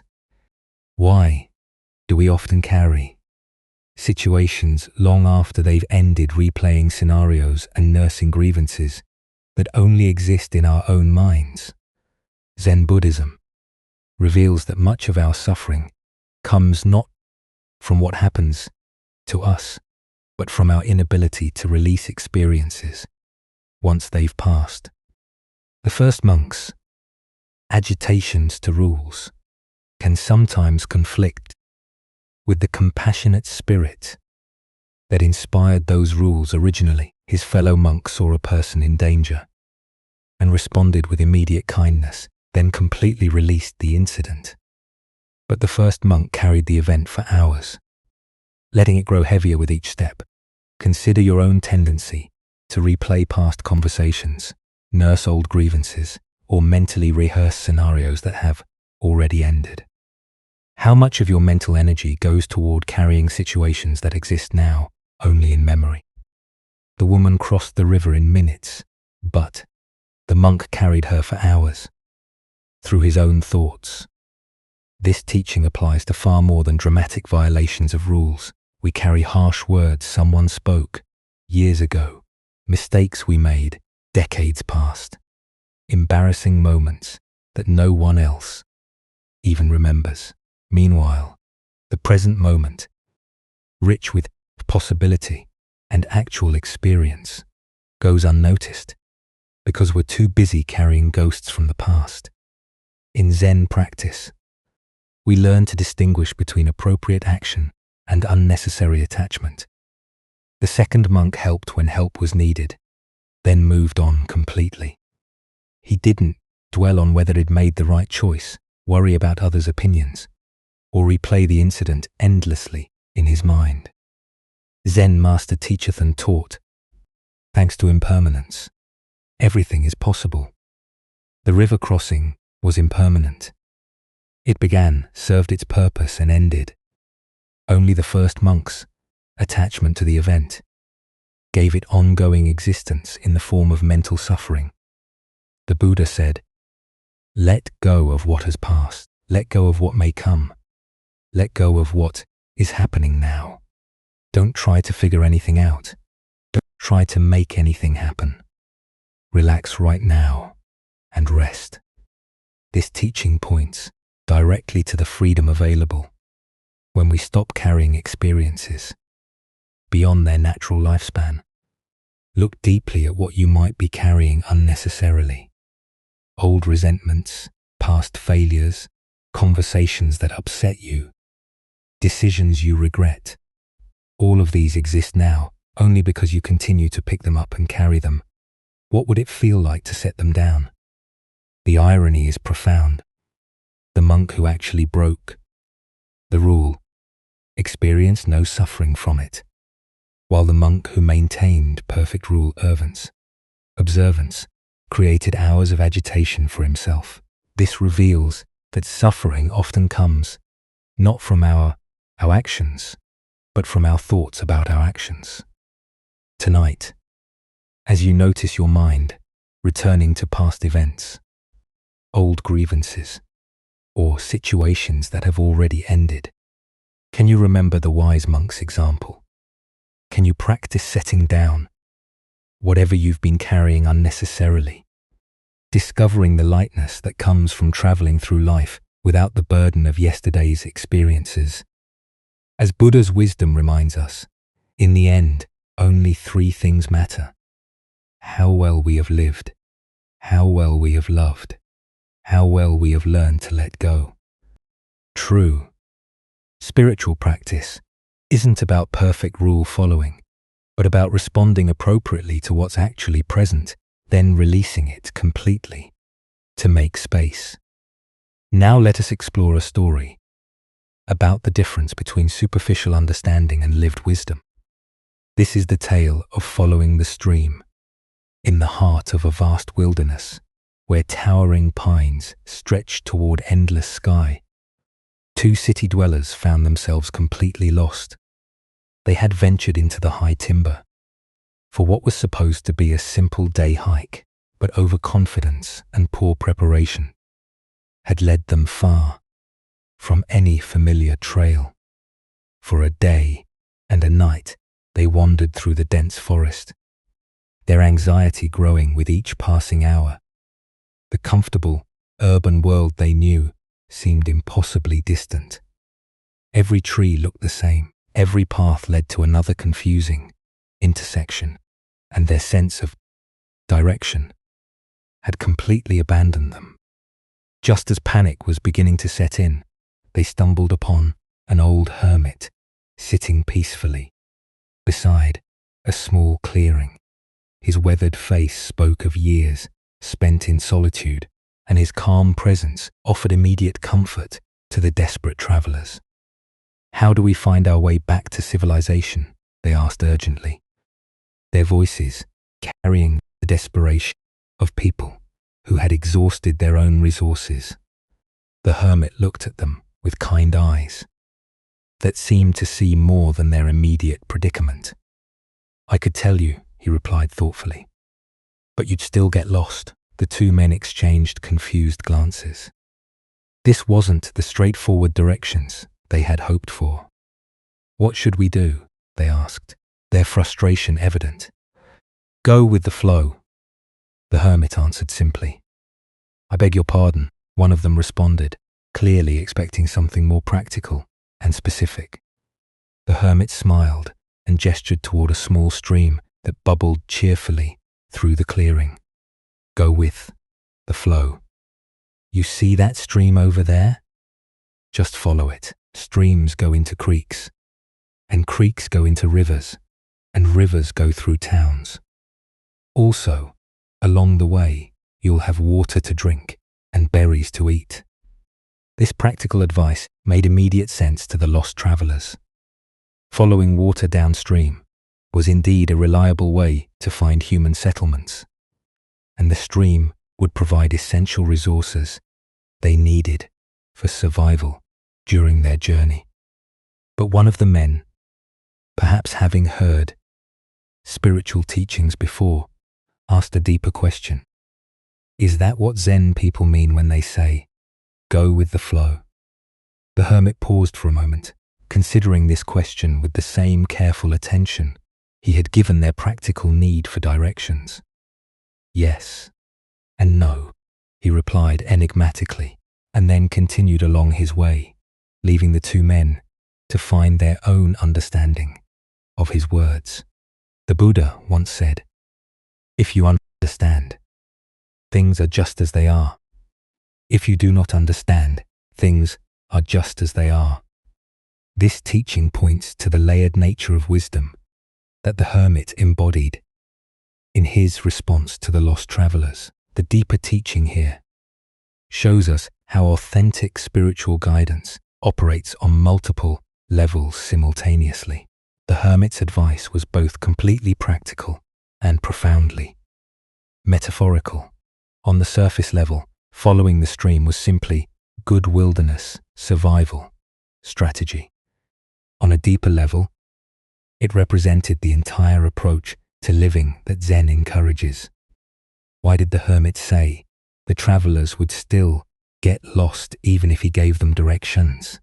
This points to a fundamental truth about the difference between receiving information and developing wisdom. External directions can guide us temporarily, but they don't develop our inner capacity for navigation. Real wisdom involves learning to read the natural signs and flow with the underlying currents of life itself. Consider how this applies to our spiritual seeking. We often approach teachers and teachings looking for specific directions. Tell me exactly what to do to become enlightened. Give me the precise meditation technique that will solve my problems. But this approach, while understandable, misses the deeper point. True spiritual guidance doesn't provide a map, but teaches us how to read the territory. It doesn't give us someone else's answers, but helps us develop the capacity to find our own. Like the stream that naturally knows its way to the ocean, we each have an innate wisdom that can guide us if we learn to trust and follow it. The phrase "go with the flow" has become so common in popular culture that it's almost lost its meaning, often interpreted as passive resignation or lack of direction. But the hermit's yes and no response points to a more nuanced understanding. True flowing isn't about drifting aimlessly, but about aligning our efforts with the natural currents of wisdom and compassion. The stream represents the Tao, the natural way that underlies all existence. When we align ourselves with this deeper flow, our actions become effortless and effective. We stop pushing against reality and learn to work with the grain of existence rather than against it. But this requires developing a different kind of intelligence than our usual problem-solving mind. The travelers wanted explicit directions because That's how the rational mind works, through clear step-by-step instructions. But the deeper intelligence the hermit was pointing toward operates more like intuition, sensing the right direction, moment by moment, rather than following a predetermined plan. This is why contemplative traditions emphasize present moment awareness. The stream doesn't need to know where the ocean is. It simply flows in the direction that feels natural right now. Similarly, when we develop memento moment mindfulness, we can sense the appropriate response to each situation without needing to figure out the entire journey in advance. Tonight, as you navigate the complexities of your own life, can you sense the streams of natural wisdom flowing beneath the surface of your daily concerns? What would it mean to trust that deeper current while still attending responsibly to practical necessities? Buddha's wisdom reminds us, thousands of candles can be lighted from a single candle, and the life of the candle will not be shortened. The hermit's guidance was like lighting a candle in the traveler's minds, providing not just directions, but a way of approaching life that could serve them in countless future situations. Let us continue our journey with a story about the transformative power of fearlessness and unconditional compassion. This is the tale of the thief and the Zen master. One quiet evening, as twilight painted the sky in shades of purple and gold, Zen master Shichiri Kojun sat in his simple home, reciting ancient sutras. His voice flowed rhythmically through the peaceful rooms, each word a meditation, each breath a prayer. The soft glow of candlelight danced across the walls as he immersed himself completely in the sacred texts, finding deep tranquility in the familiar verses. Suddenly, the serenity was shattered. The front door burst open with a violent crash, and a desperate man entered, brandishing a sharp sword that gleamed menacingly in the candle light. His eyes were wild with desperation, his clothes dirty and torn, his breathing heavy from running. He had clearly chosen this isolated house because he believed it would be an easy target. A peaceful monk would offer no resistance. "Money or your life," the thief demanded, his voice trembling with a mixture of fear and aggression. He expected the old man to cower, to plead, to scramble frantically for whatever valuables he might have hidden away. But Shiri didn't even look up from his sutra book. His voice remained calm and steady as he continued, reciting for a moment before pausing to address the intruder.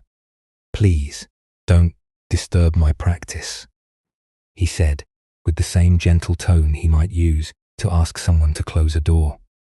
"If you need money, help yourself. It's in that drawer over there." He gestured casually toward a simple wooden chest, then immediately returned to his recitation as if nothing unusual had occurred. The thief stood frozen, his sword still raised, completely bewildered. In all his years of stealing, he had never encountered such a reaction. No fear, no pleading, no anger, just matter-of-fact helpfulness, as if he were a neighbor who had stopped by to borrow something. Shaking his head in confusion, but proceeding with his business, the thief moved to the indicated drawer and began gathering the coins and small valuables he found there. The soft sound of the master's voice continued behind him, reciting sacred words as peacefully as if he were alone. Just as the thief was preparing to leave with his stolen goods, the master's voice called out again. "Wait," Shichiri said, finally looking up from his book. "Please don't take everything. I need some of that money to pay my taxes tomorrow. Leave a little for me, won't you?" The thief stared at him in amazement. Here was a man who was being robbed, calmly negotiating the terms of his own robbery, as if they were conducting normal business. Almost, without thinking, the thief returned some of the money to the drawer. As he turned to leave, certain that this strange encounter was finally over, the master's voice stopped him once more. "You took my money," Shichiri called out, his tone carrying a note of reproach, "and you didn't even thank me. That's quite rude, don't you think?" This final comment left the thief completely speechless. His sword hand began to shake. Never in his most violent encounters had he been so thoroughly unnerved.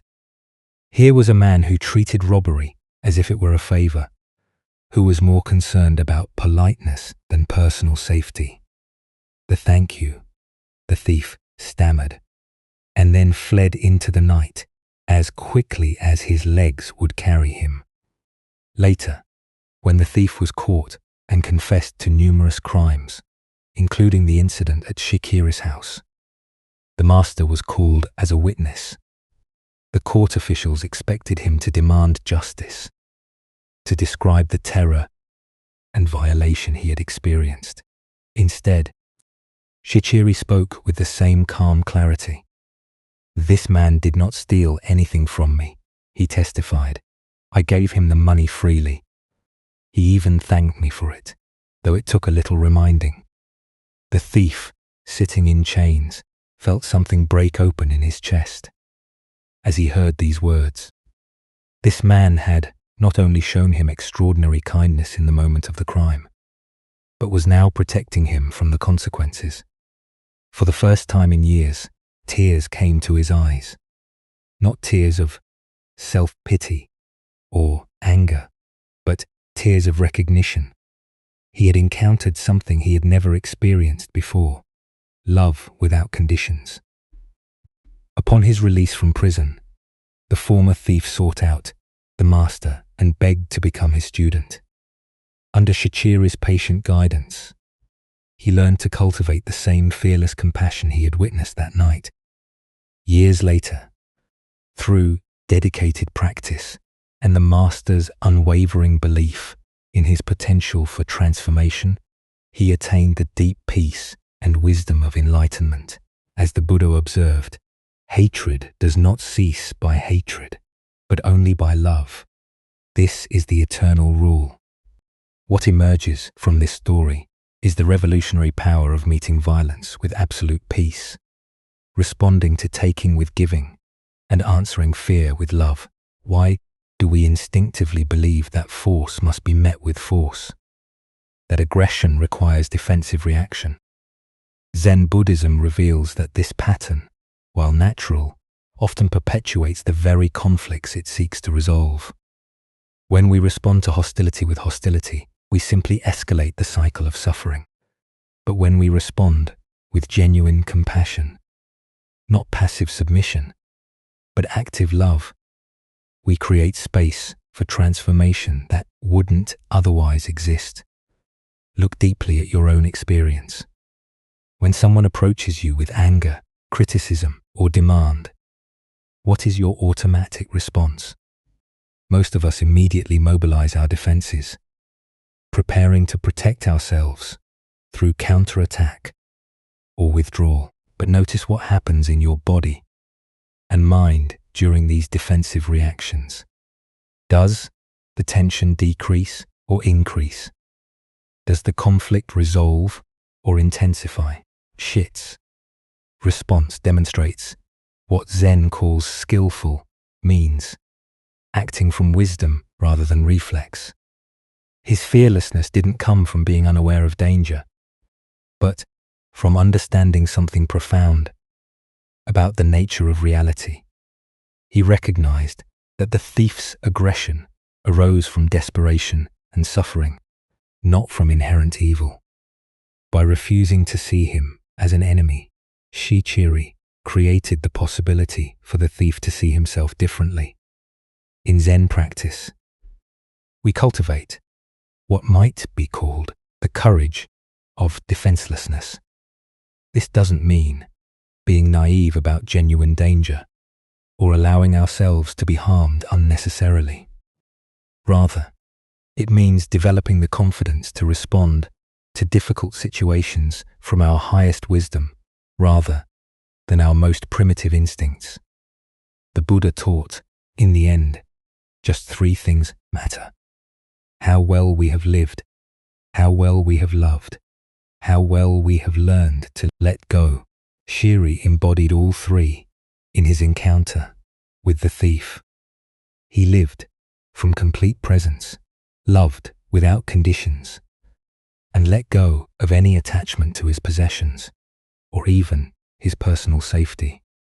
Consider the people in your life who challenge you: the difficult colleague, the critical family member, the aggressive driver in traffic. What would it mean to meet their energy with the same kind of fearless compassion Chichiri showed?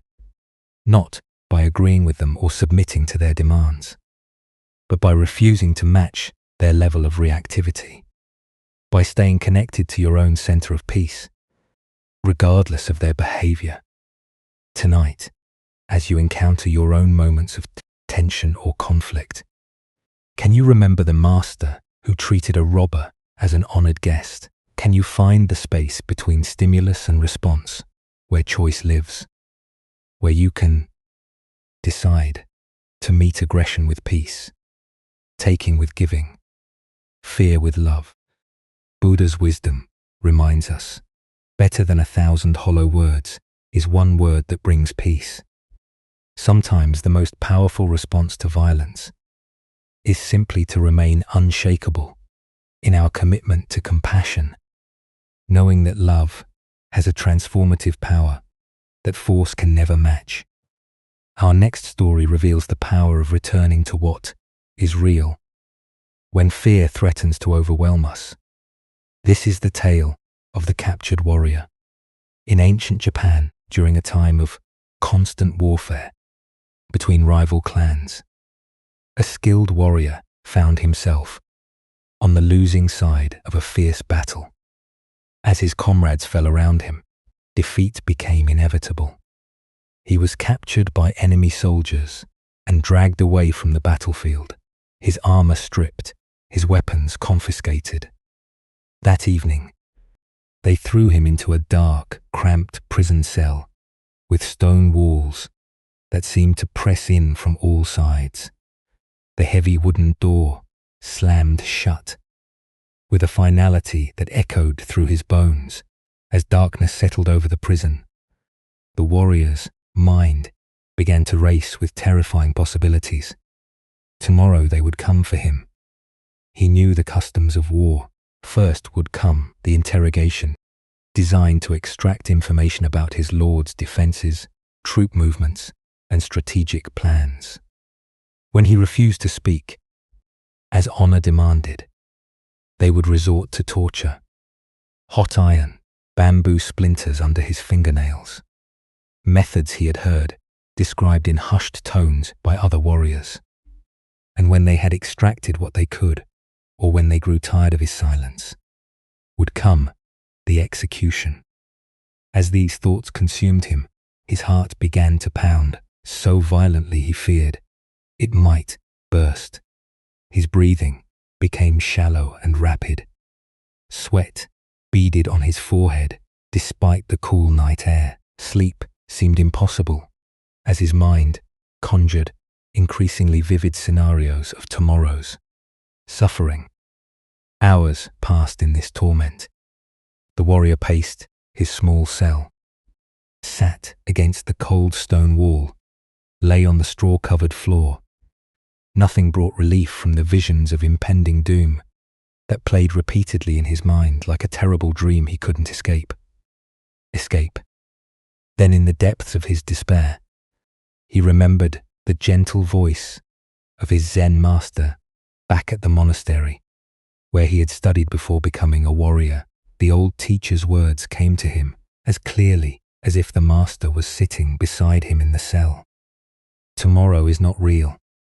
It is an illusion. The only reality is now.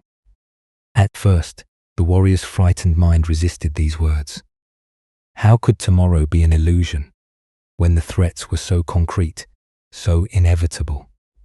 But as he sat quietly and allowed the teaching to penetrate deeper, something began to shift. He noticed his breathing. In this moment, he was breathing freely.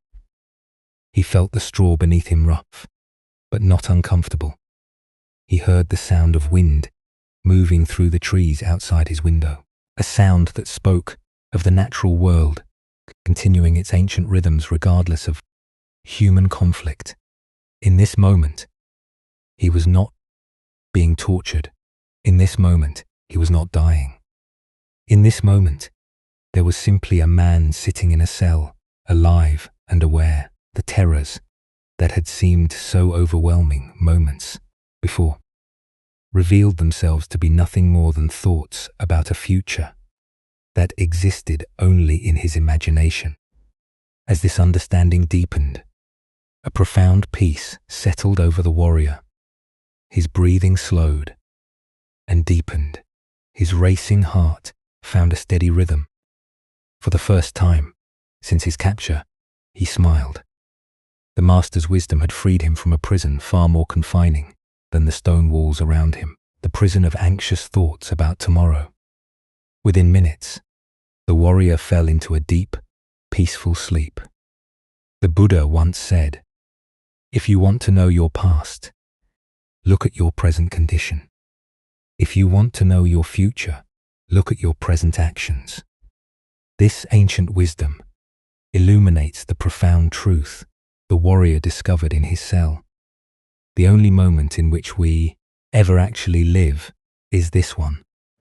Why do we torture ourselves with endless scenarios about the future? Zen Buddhism explains that our minds evolved as survival mechanisms, constantly scanning for threats and planning for protection. While this capacity serves us in genuine emergencies, it becomes a source of suffering when we mistake mental projections for reality. Look deeply at your own experience. How much of your anxiety stems from vivid imaginings of future scenarios that may never occur? The presentation. You're worried about the medical test results. You're awaiting the difficult conversation you need to have. These situations exist primarily in thought, not in present reality. The warrior's teaching shows us that we can acknowledge future challenges without being consumed by them. Planning and preparation have their place, but when they transform into obsessive worry, they rob us of peace and clarity. As Vietnamese Zen master Thich Nhat Hanh taught, thanks to impermanence, everything is possible. The future remains unwritten, shaped by causes and conditions we cannot fully predict or control. The worried mind assumes that current difficulties will inevitably continue or worsen. But impermanence teaches us that everything changes. The warrior in his cell could not know what the next day would actually bring. Perhaps his lord's forces would mount a rescue. Perhaps his captors would show mercy. Perhaps diplomatic negotiations would secure his release. Buddha spoke of this when he said, "The past is gone. The future is not yet here, and there is only one moment for you to live." This teaching doesn't encourage us to ignore future responsibilities or avoid reasonable planning. Instead, it invites us to recognize where our attention habitually goes and to gently guide it back to the richness of present experience. In Zen practice, we cultivate what's called beginner's mind, approaching each moment with fresh awareness rather than predetermined anxiety.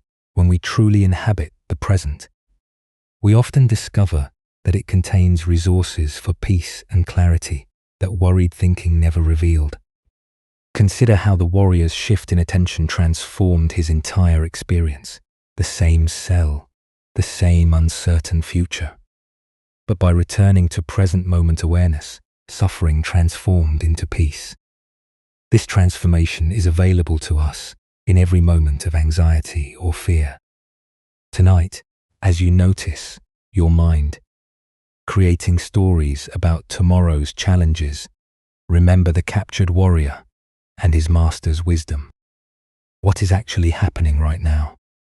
What simple experiences, breathing, sitting, the temperature of the air are available to anchor you in reality rather than imagination? As the Buddha taught, do not dwell in the past, do not dream of the future. Concentrate the mind on the present moment. In this teaching lies the key to the warrior's prison and our own. Let us now turn to a story about the nature of identity and the mystery of consciousness itself.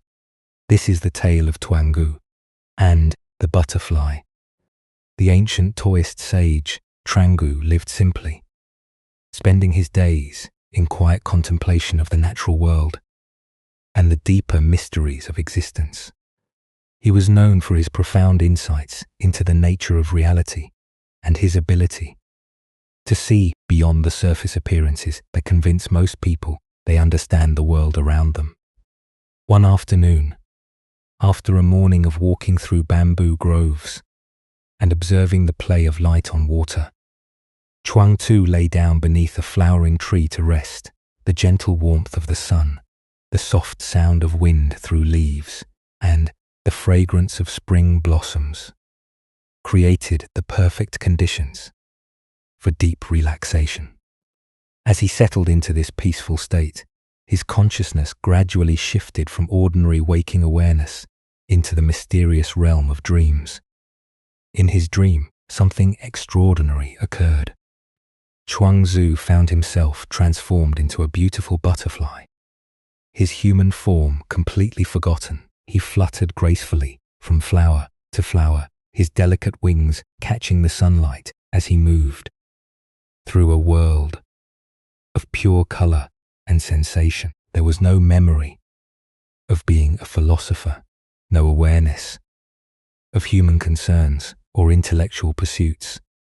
He was simply and completely a butterfly, experiencing the world through compound eyes, navigating by instinct, living entirely in the present moment of flight and discovery. The butterfly that was Chuang Tzu felt utterly free, unburdened by the heavy thoughts and complex worries that typically occupy human consciousness. There was only the joy of movement, the sweetness of nectar, the warm touch of sun on delicate wings. This wasn't a dream about being a butterfly while knowing he was really a man. It was the complete experience of butterfly existence, with no trace of human identity remaining. Then, as suddenly as the transformation had occurred, Chuang Tzu awakened. He found himself lying beneath the tree, the afternoon sun having moved across the sky during his sleep. His human body felt solid and familiar, his philosophical tongue's mind immediately active. With questions and observations, the vivid dream began to fade as waking consciousness reasserted itself. But instead of simply dismissing the experience as an unusual dream, Chuang Tzu found himself puzzled by a profound question that challenged everything he thought he knew about identity and reality. He sat up slowly, still feeling the lingering sensation of flight, and pondered the implications of what had just occurred. Was I just now a man dreaming I was a butterfly? He wondered aloud. Or am I, perhaps, a butterfly now dreaming that I am a man? The question wasn't merely playful speculation. It pointed to something fundamental about the nature of consciousness and identity that most people never consider. If the experience of being a butterfly had felt completely real and authentic while it was happening, how could he be certain that his current experience of being human was any more real or permanent? Buddha's wisdom teaches us all. Conditioned existence is impermanent. Work out your salvation with diligence. This ancient teaching illuminates the fluid nature of identity and the importance of not clinging too tightly to any particular sense of self. Why do we assume that our current state of consciousness represents the ultimate reality? Zen Buddhism points to our tendency to take our present experience as fixed and absolute, when in fact all states of consciousness, waking, dreaming, sleeping, are temporary and constantly changing phenomena, arising in the vast space of awareness. Chuang Tzu's question challenges our basic assumptions about who and what we are. During the dream, the butterfly identity felt completely authentic and real. Upon waking, the human identity seems equally authentic and real, but which one represents his true nature? Or is perhaps the question itself based on a false premise? Consider your own experience of identity throughout different states of consciousness. Are you the same you when you're dreaming as when you're awake? What about when you're deeply absorbed in an activity, or in deep meditation, or in moments of creative flow, when self-consciousness disappears entirely? Which of these states represents your real identity? In Zen practice, we explore the possibility that all these different identities are simply temporary appearances in consciousness, like waves on the ocean or clouds in the sky. The waves are real, but they're not separate from the ocean. The clouds are real, but they're not separate from the sky. Similarly, all our various identities and experiences are real, but they're not separate from the underlying awareness in which they appear. The butterfly dream reveals something profound about the nature of transformation and possibility. If Chuang Tzu could completely become a butterfly in his dream consciousness, what does that suggest about the fixed boundaries we imagine exist around our identity? How solid are the limitations we place on ourselves based on our current circumstances or self-concept? Zen Master Dogen taught, to study the way is to study the self. To study the self is to forget the self. Changa's experience points to this same teaching. The more deeply we investigate the nature of selfhood, the more we discover that our fixed ideas about identity begin to dissolve. The Buddha said, "Form is emptiness. Emptiness is form."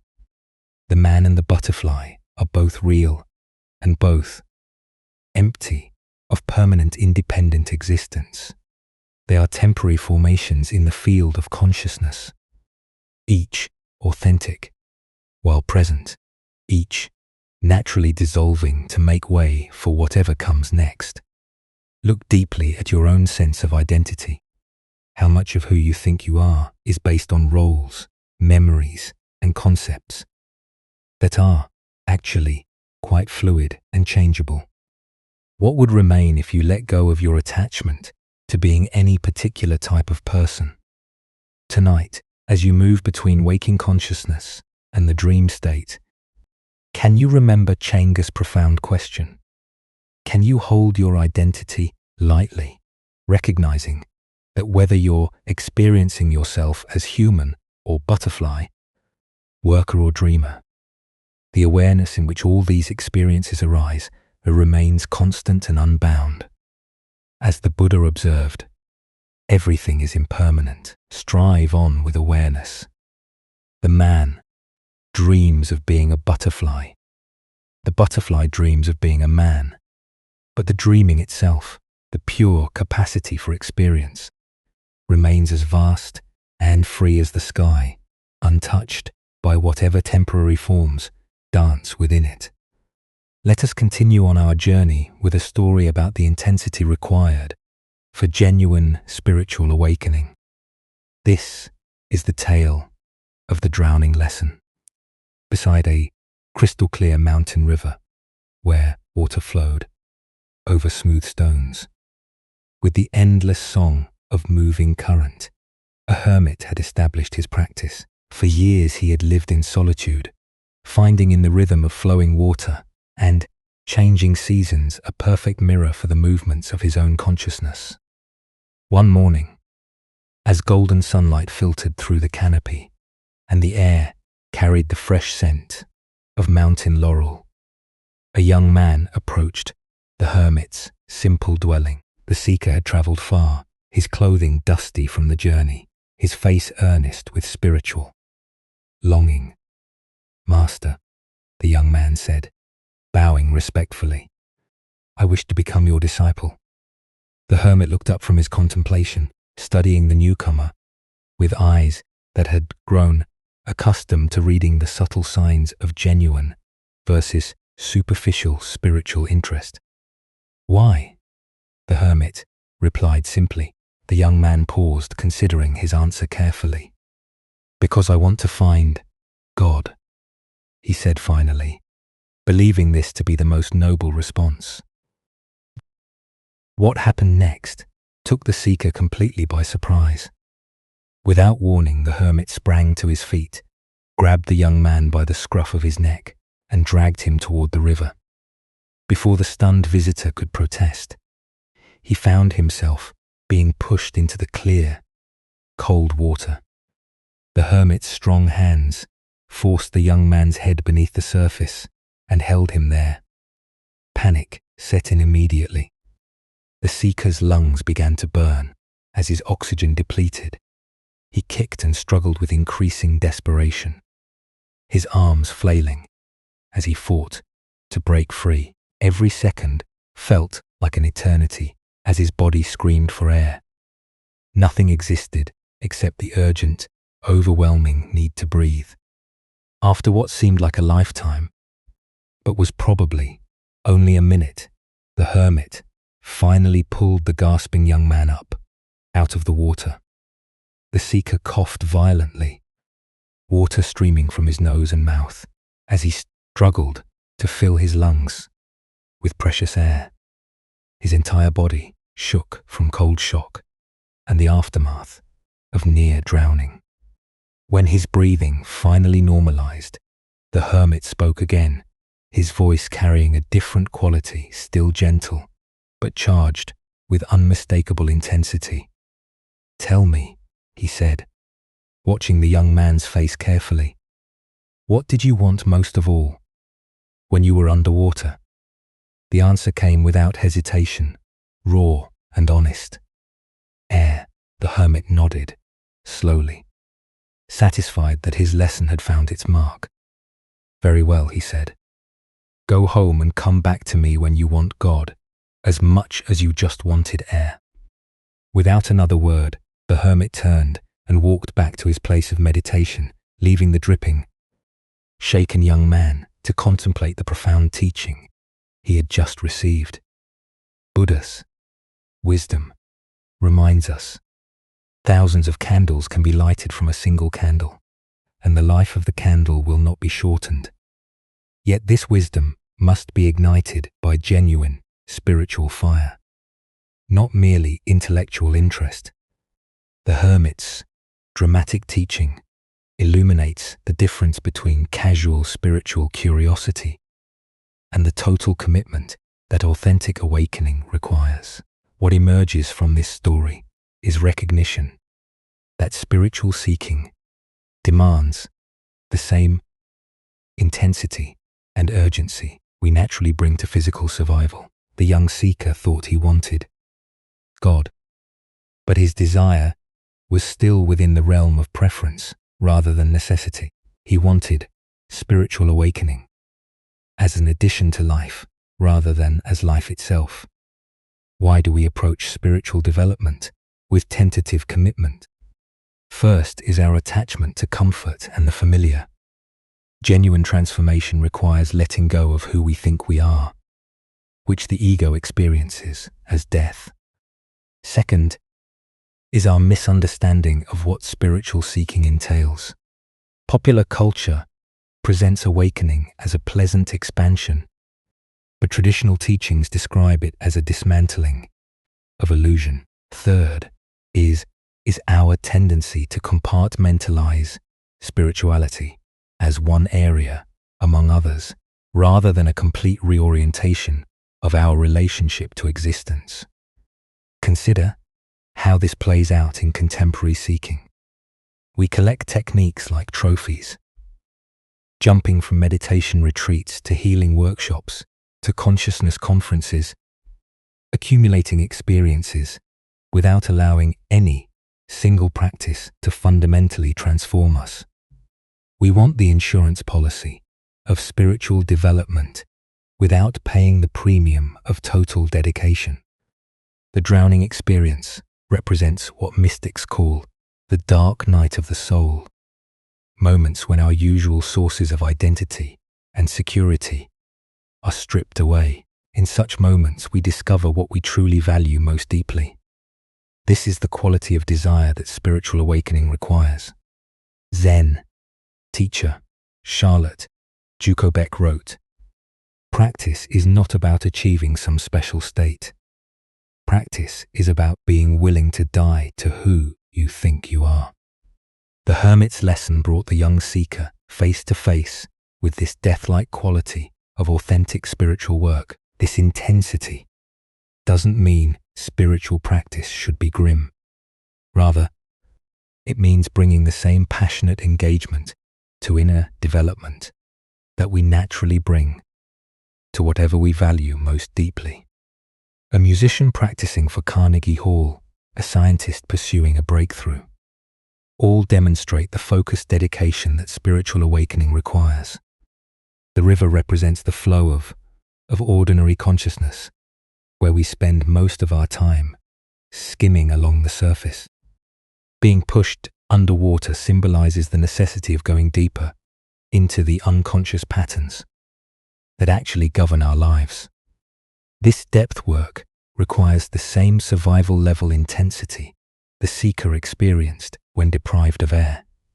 Tonight, as you consider your own spiritual aspirations, can you honestly assess the quality of your desire? Is your seeking driven by curiosity and preference, or by necessity? What would it mean to want truth as much as you want your next breath? As the Buddha taught, the way is not in the sky. The way is in the heart. The path to awakening lies not in accumulating spiritual experiences, but in bringing the totality of our being to whatever practice we choose. Now, let us explore a story about the power of belief and the destiny we create through faith itself. This is the tale of the general and the coin that revealed truth. A Japanese general faced an impossible situation. His army was greatly outnumbered by enemy forces. The terrain favored his opponents, and by every conventional measure of military strategy, the coming battle should result in devastating defeat. Yet something deep within him remained convinced that victory was possible. Perhaps it was intuition. Perhaps it was desperate hope, but he felt certain that his cause was just. And his troops, though fewer in number, possessed a fighting spirit that could overcome the odds. The problem was his soldiers. They could count as well as he could, and they had eyes to see the massive force array against them. Fear rippled through their ranks like a contagion. Whispered conversations filled with pessimism spread through the camp, and the general could sense that their morale was crumbling before the battle had even begun. He knew that an army convinced of its own defeat would indeed be defeated. Regardless of any other factors, technical skill, superior weapons, even numerical advantage, means nothing when soldiers have already surrendered in their hearts. But an army that truly believed in its victory could accomplish seemingly impossible things through the sheer force of that conviction. On the morning of the battle, as they marched toward their destiny, the general led his troops to a small religious shrine that stood beside the road. This was a place where countless warriors had stopped over the centuries to pray before facing uncertain fate. The general gathered his men around him and led them in earnest prayer, asking for divine blessing and protection in the coming fight. When the prayers were finished, the general reached into his pocket and withdrew a simple coin. He held it high so that every soldier could see it clearly. "My brothers," he called out, his voice carrying across the assembled ranks, "we have prayed, and now we will let heaven itself reveal our destiny. I will toss this coin into the air. If it lands heads, we are fated to win this battle. If it lands tails, we are destined to lose. Let us discover what the gods have decided for us." The soldiers pressed closer, their breathing shallow with anticipation. Everything seemed to depend on this single moment, this one flip of metal spinning through the morning air. The general tossed the coin high, and every eye followed its arc as it rose, hung suspended for an instant against the sky, then fell back down to earth. The coin landed and lay still in the dust. It was heads. A cheer erupted from the troops that could probably be heard for miles. Soldiers who had been grim and fearful moments before now laughed with joy and embraced each other with renewed confidence. The gods had spoken. Victory was assured. Their cause was blessed by heaven itself. Filled with this divine confidence, the soldiers attacked their enemies with such fierce determination and coordinated power that they achieved exactly what the coin had predicted. Against all odds, they won a decisive victory, routing forces much larger than their own and securing a triumph that would be remembered for generations. After the battle, as the general walked among his celebrating troops, his lieutenant approached him with wonder in his eyes. "General," the lieutenant said, "what an incredible thing. The coin revealed our true destiny, just as you said it would. Surely no human power can change what heaven has decreed." "You are absolutely right," the general replied with a knowing smile. He reached into his pocket and withdrew the coin, holding it so his lieutenant could examine it closely. "No one can change destiny." The lieutenant looked at the coin and gasped. Both sides showed heads. The Buddha once said, "All that we are is the result of what we have thought. The mind is everything. What we think we become." Here, we discover the profound truth that destiny is not something that happens to us, but something we create through the power of our own beliefs and expectations. Why do we so readily assume that fate is beyond our influence, when our own minds play such a crucial role in shaping what unfolds? Zen Buddhism teaches that while we cannot control all external circumstances, we have tremendous power over the internal conditions that determine how we respond to whatever arises. The general understood something profound about human psychology and the nature of reality itself. He knew that his soldiers' belief in victory was more important than their numerical disadvantage. He recognized that confidence, determination, and fighting spirit could overcome superior numbers when those qualities were genuinely present. But here is the deeper teaching. The general didn't simply manipulate his troops. Through deception, he created the conditions that allowed their natural courage and strength to emerge.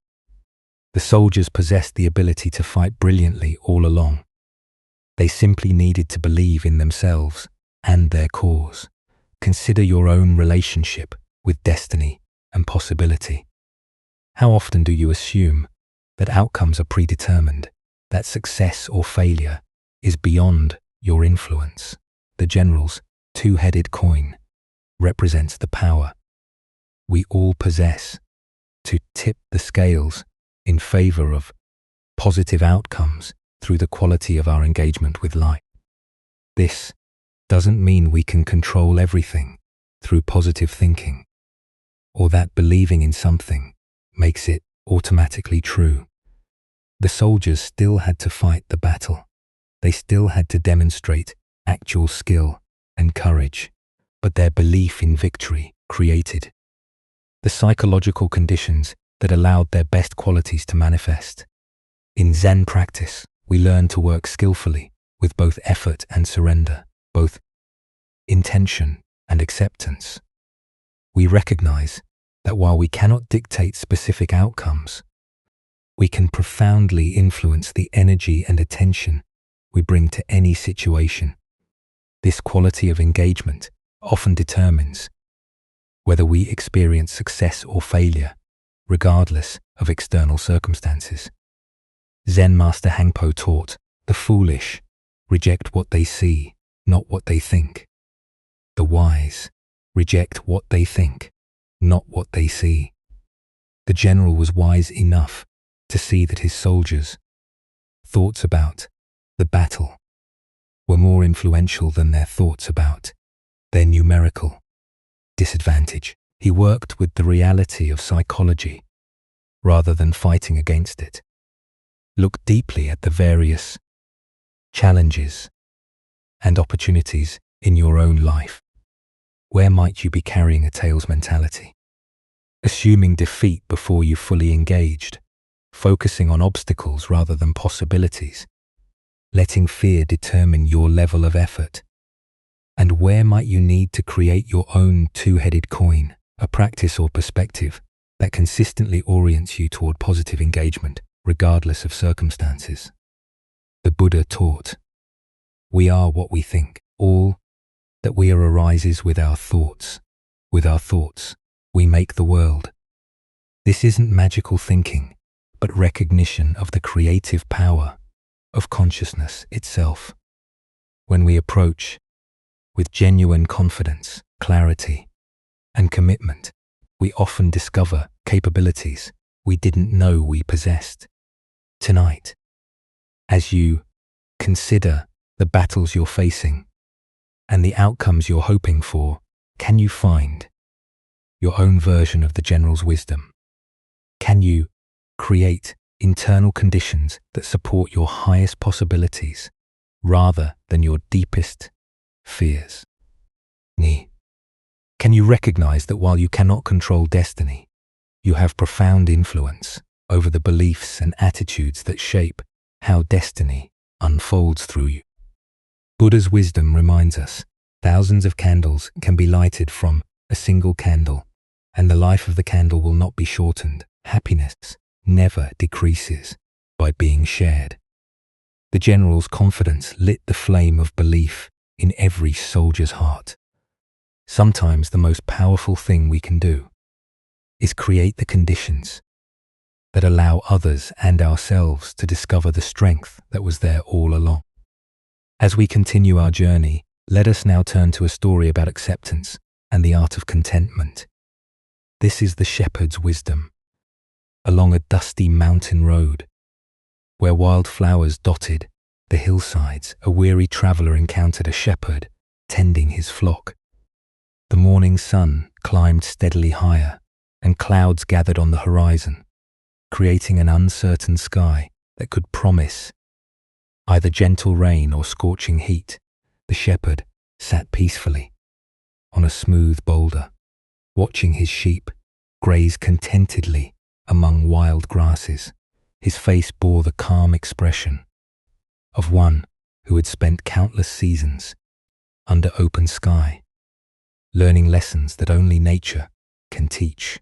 There was something in his demeanor, a quality of unshakable serenity that drew the traveler's attention. "Good morning, friend," the traveler called out, wiping sweat from his brow. "What kind of weather are we going to have today?" The shepherd looked up with eyes that held mountain stream clarity and smiled with genuine warmth. "The kind of weather I like," he replied simply, as if this were the most obvious answer in the world. The traveler paused, confused.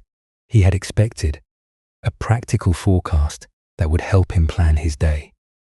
Instead, he received what seemed like circular logic, offering no useful information. How do you know it will be the kind of weather you like? The traveler pressed, his voice carrying frustration, mixed with curiosity. The shepherd's smile deepened, and he gestured toward the vast sky above them, where clouds and clear patches moved in their eternal dance.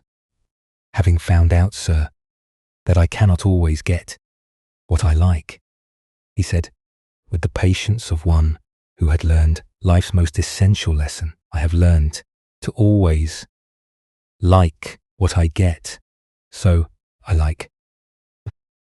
The traveler stood in silence, the profound simplicity of this wisdom settling into his understanding like seeds finding fertile ground. Here was a man who had discovered something that all the weather predictions in the world could not provide: complete freedom from the anxiety of uncertainty. As the Buddha observed, attachment is the root of suffering. What emerges from this story is the recognition that true contentment comes not from controlling external circumstances, but from transforming our relationship to whatever circumstances arise. Why do we exhaust ourselves trying to arrange life according to our preferences, rather than learning to find peace within whatever life presents? The shepherd represents what Zen calls great acceptance, not passive resignation, but the profound wisdom that recognizes resistance to reality as the primary source of suffering. When we fight against what is, we create an internal war that drains our energy and blocks our capacity for contentment. When we learn to align ourselves with reality as it unfolds, we discover the tremendous peace that comes from swimming with the current rather than against it. Consider how much mental and emotional energy we spend each day resisting circumstances beyond our control. Traffic jams, weather that doesn't match our plans, people who don't behave as we think they should. Each resistance creates a small contraction in our awareness, a tiny rebellion against reality that accumulates into chronic dissatisfaction.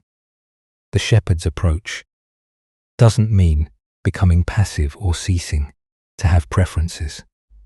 We can still hope for sunny days while fully accepting rainy ones. We can work toward goals while finding peace when outcomes differ from expectations. The key lies in holding our preferences lightly rather than allowing them to determine our contentment. Zen Master Sangan wrote, "The great way is not difficult for those who have no preferences." This doesn't suggest eliminating all desires, but rather not allowing those desires to become demands that reality must fulfill for us to be okay. Look deeply at your own patterns of resistance. How often do you find yourself arguing with reality, wishing circumstances were different, or believing you'll be content when things change?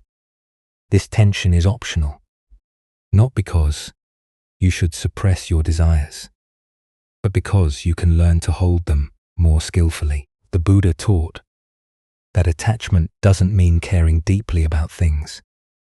It means making our inner peace conditional on external circumstances, arranging themselves according to our specifications. The shepherd cares about his flock and appreciates comfort, but his fundamental contentment doesn't depend on any particular outcome. Tonight, as you reflect on the day's experiences, both pleasant and challenging, can you find the shepherd's secret within your own awareness? What if contentment isn't waiting for better circumstances, but is available right now through a shift in perspective? As the Buddha taught, happiness does not depend on what you have or who you are. it solely relies on what you think. The shepherd discovered that when we stop demanding that life conform to our expectations, we find the freedom to enjoy life exactly as it presents itself. Let us now turn to a tale of a young monk who believed he had failed in his spiritual journey. This is the story of the Golden Wake. At a peaceful monastery overlooking a serene mountain lake, a young student sat dejected on the temple steps as the sun began its descent toward the water. His shoulders sagged with the weight of disappointment, and his eyes reflected the heaviness in his heart. For months, he had struggled with his studies, unable to grasp the profound teachings that seemed to come so naturally to his fellow monks. "The boat is coming to take me home because I have failed in my studies here," he said to his teacher, who had quietly approached and sat beside him. "What can I say to my family? They sent me here with such hope, believing I would return as a learned monk who could guide others on the path." The old teacher gazed out at the lake, where a small wooden boat was making its way slowly across the still water. The setting sun painted everything in shades of gold and amber. "Say that you did your best, and that is as much as anyone can do," he answered gently, his voice carrying the wisdom of many years. "But I wanted to be a famous monk and teach others," the boy replied, his voice thick with disappointment. "I dreamed of leading meditation sessions, of having students seek my guidance, of making a real difference in the world." "You can," the teacher said simply. "How?" asked the sad boy, looking at his teacher with confusion. "I couldn't even memorize the basic sutras. I fell asleep during meditation. I failed at everything that matters." The teacher smiled and pointed toward the water. "Live from your heart. I will show you. Do you see that boat making its way across the lake with the sun setting behind it?" "Yes," the boy replied, following his teacher's gaze. "Do you see its wake spreading across the lake? See how the boat looks like the apex of a golden triangle as the wake fans out from its bow?" The boy squinted, trying to see what his teacher described. "Sort of squint," said the teacher patiently. "That boat is you as you leave the monastery. The lake is your life. The wake is the effect that you will have on the world. Each ripple triggers another ripple, which triggers another, by constantly striving to live as wise and loving a life as you can. You can teach the path of love to everyone you meet, simply by being yourself. A few of these people will pass on your good example to others. Thus, the expanding golden wake of good works begets other good works. Most important, notice how each ripple catches the sun and bounces its light back to heaven." The boy watched in wonder as the simple boat continued its journey, the wake indeed forming an ever-widening triangle of light upon the water. Each small wave caught the golden sunlight and reflected it back toward the sky in countless sparkling points. "Would you come home with me and explain all of this to my father?" asked the boy, hope beginning to kindle in his voice. Buddha's wisdom reminds us, a candle loses nothing by lighting another candle. The deeper teaching here shows us that influence spreads not through grand gestures or perfect knowledge, but through the simple authenticity of a heart committed to goodness. Why do we believe that only formal credentials or recognized achievements qualify us to make a meaningful impact? Zen Buddhism points to our attachment to external validation and our misunderstanding of how wisdom actually transmits from person to person. We imagine that teaching requires a podium, a title, or a certificate, when in reality, the most profound lessons are shared through the quality of our presence and the integrity of our actions. Consider how often, throughout your day, you encounter people who touch your life, not through their kindness, their patience, or their simple human warmth. The grocery store Claire, who greets you with genuine care, the stranger who offers directions with a smile, the friend who listens without judgment. These people create ripples that extend far beyond their awareness. In Zen practice, we cultivate what might be called unconscious teaching. This is the natural transmission that occurs when we align our actions with our deepest values. Like the boat on the lake, we may not see our wake, but it spreads inevitably behind us, touching shores we never knew existed. The Buddha said, thousands of candles can be lighted from a single candle, and the life of the candle will not be shortened. Happiness never decreases by being shared. Each moment of authentic living becomes a teaching. Each act of compassion creates ripples. Each choice to respond with wisdom rather than reactivity sends light back toward heaven. Tonight, as you reflect on your own journey, can you see the golden wake you're already creating? Perhaps it's in the patience you show a difficult family member, the encouragement you offer a struggling colleague, or the simple presence you bring to everyday encounters. The light you reflect may be illuminating paths you've never imagined. Tonight, as we come to the end of our time together, can you feel how the calm you've found isn't something far away that you need to search for, but something that's been inside you all along? Can you sense that the peace you've touched through these stories was always there, just waiting for you to notice it? The Buddha taught us, if you are facing in the right direction, all you need to do is keep walking. As you sit with this wisdom, remember that feeling peaceful and clear doesn't require perfect circumstances or special moments, but grows naturally from your own ability to be present, available whenever you choose to look inward. Each story we've shared tonight has shown a different side of the same simple truth, that our problems get smaller when we learn to hold life more gently. That real freedom comes when we stop fighting reality, and that lasting happiness comes from seeing through the thoughts that create unnecessary stress. Even when your mind wanders, even when old worries or restless feelings try to creep back in, the understanding you've gained tonight has settled deep inside you, ready to help and steady you whenever you need it most. Notice as you rest here, now that these old teachings haven't pointed you towards some distant place, but toward a way of living with more ease and awareness, right where you are in the quiet that surrounds you.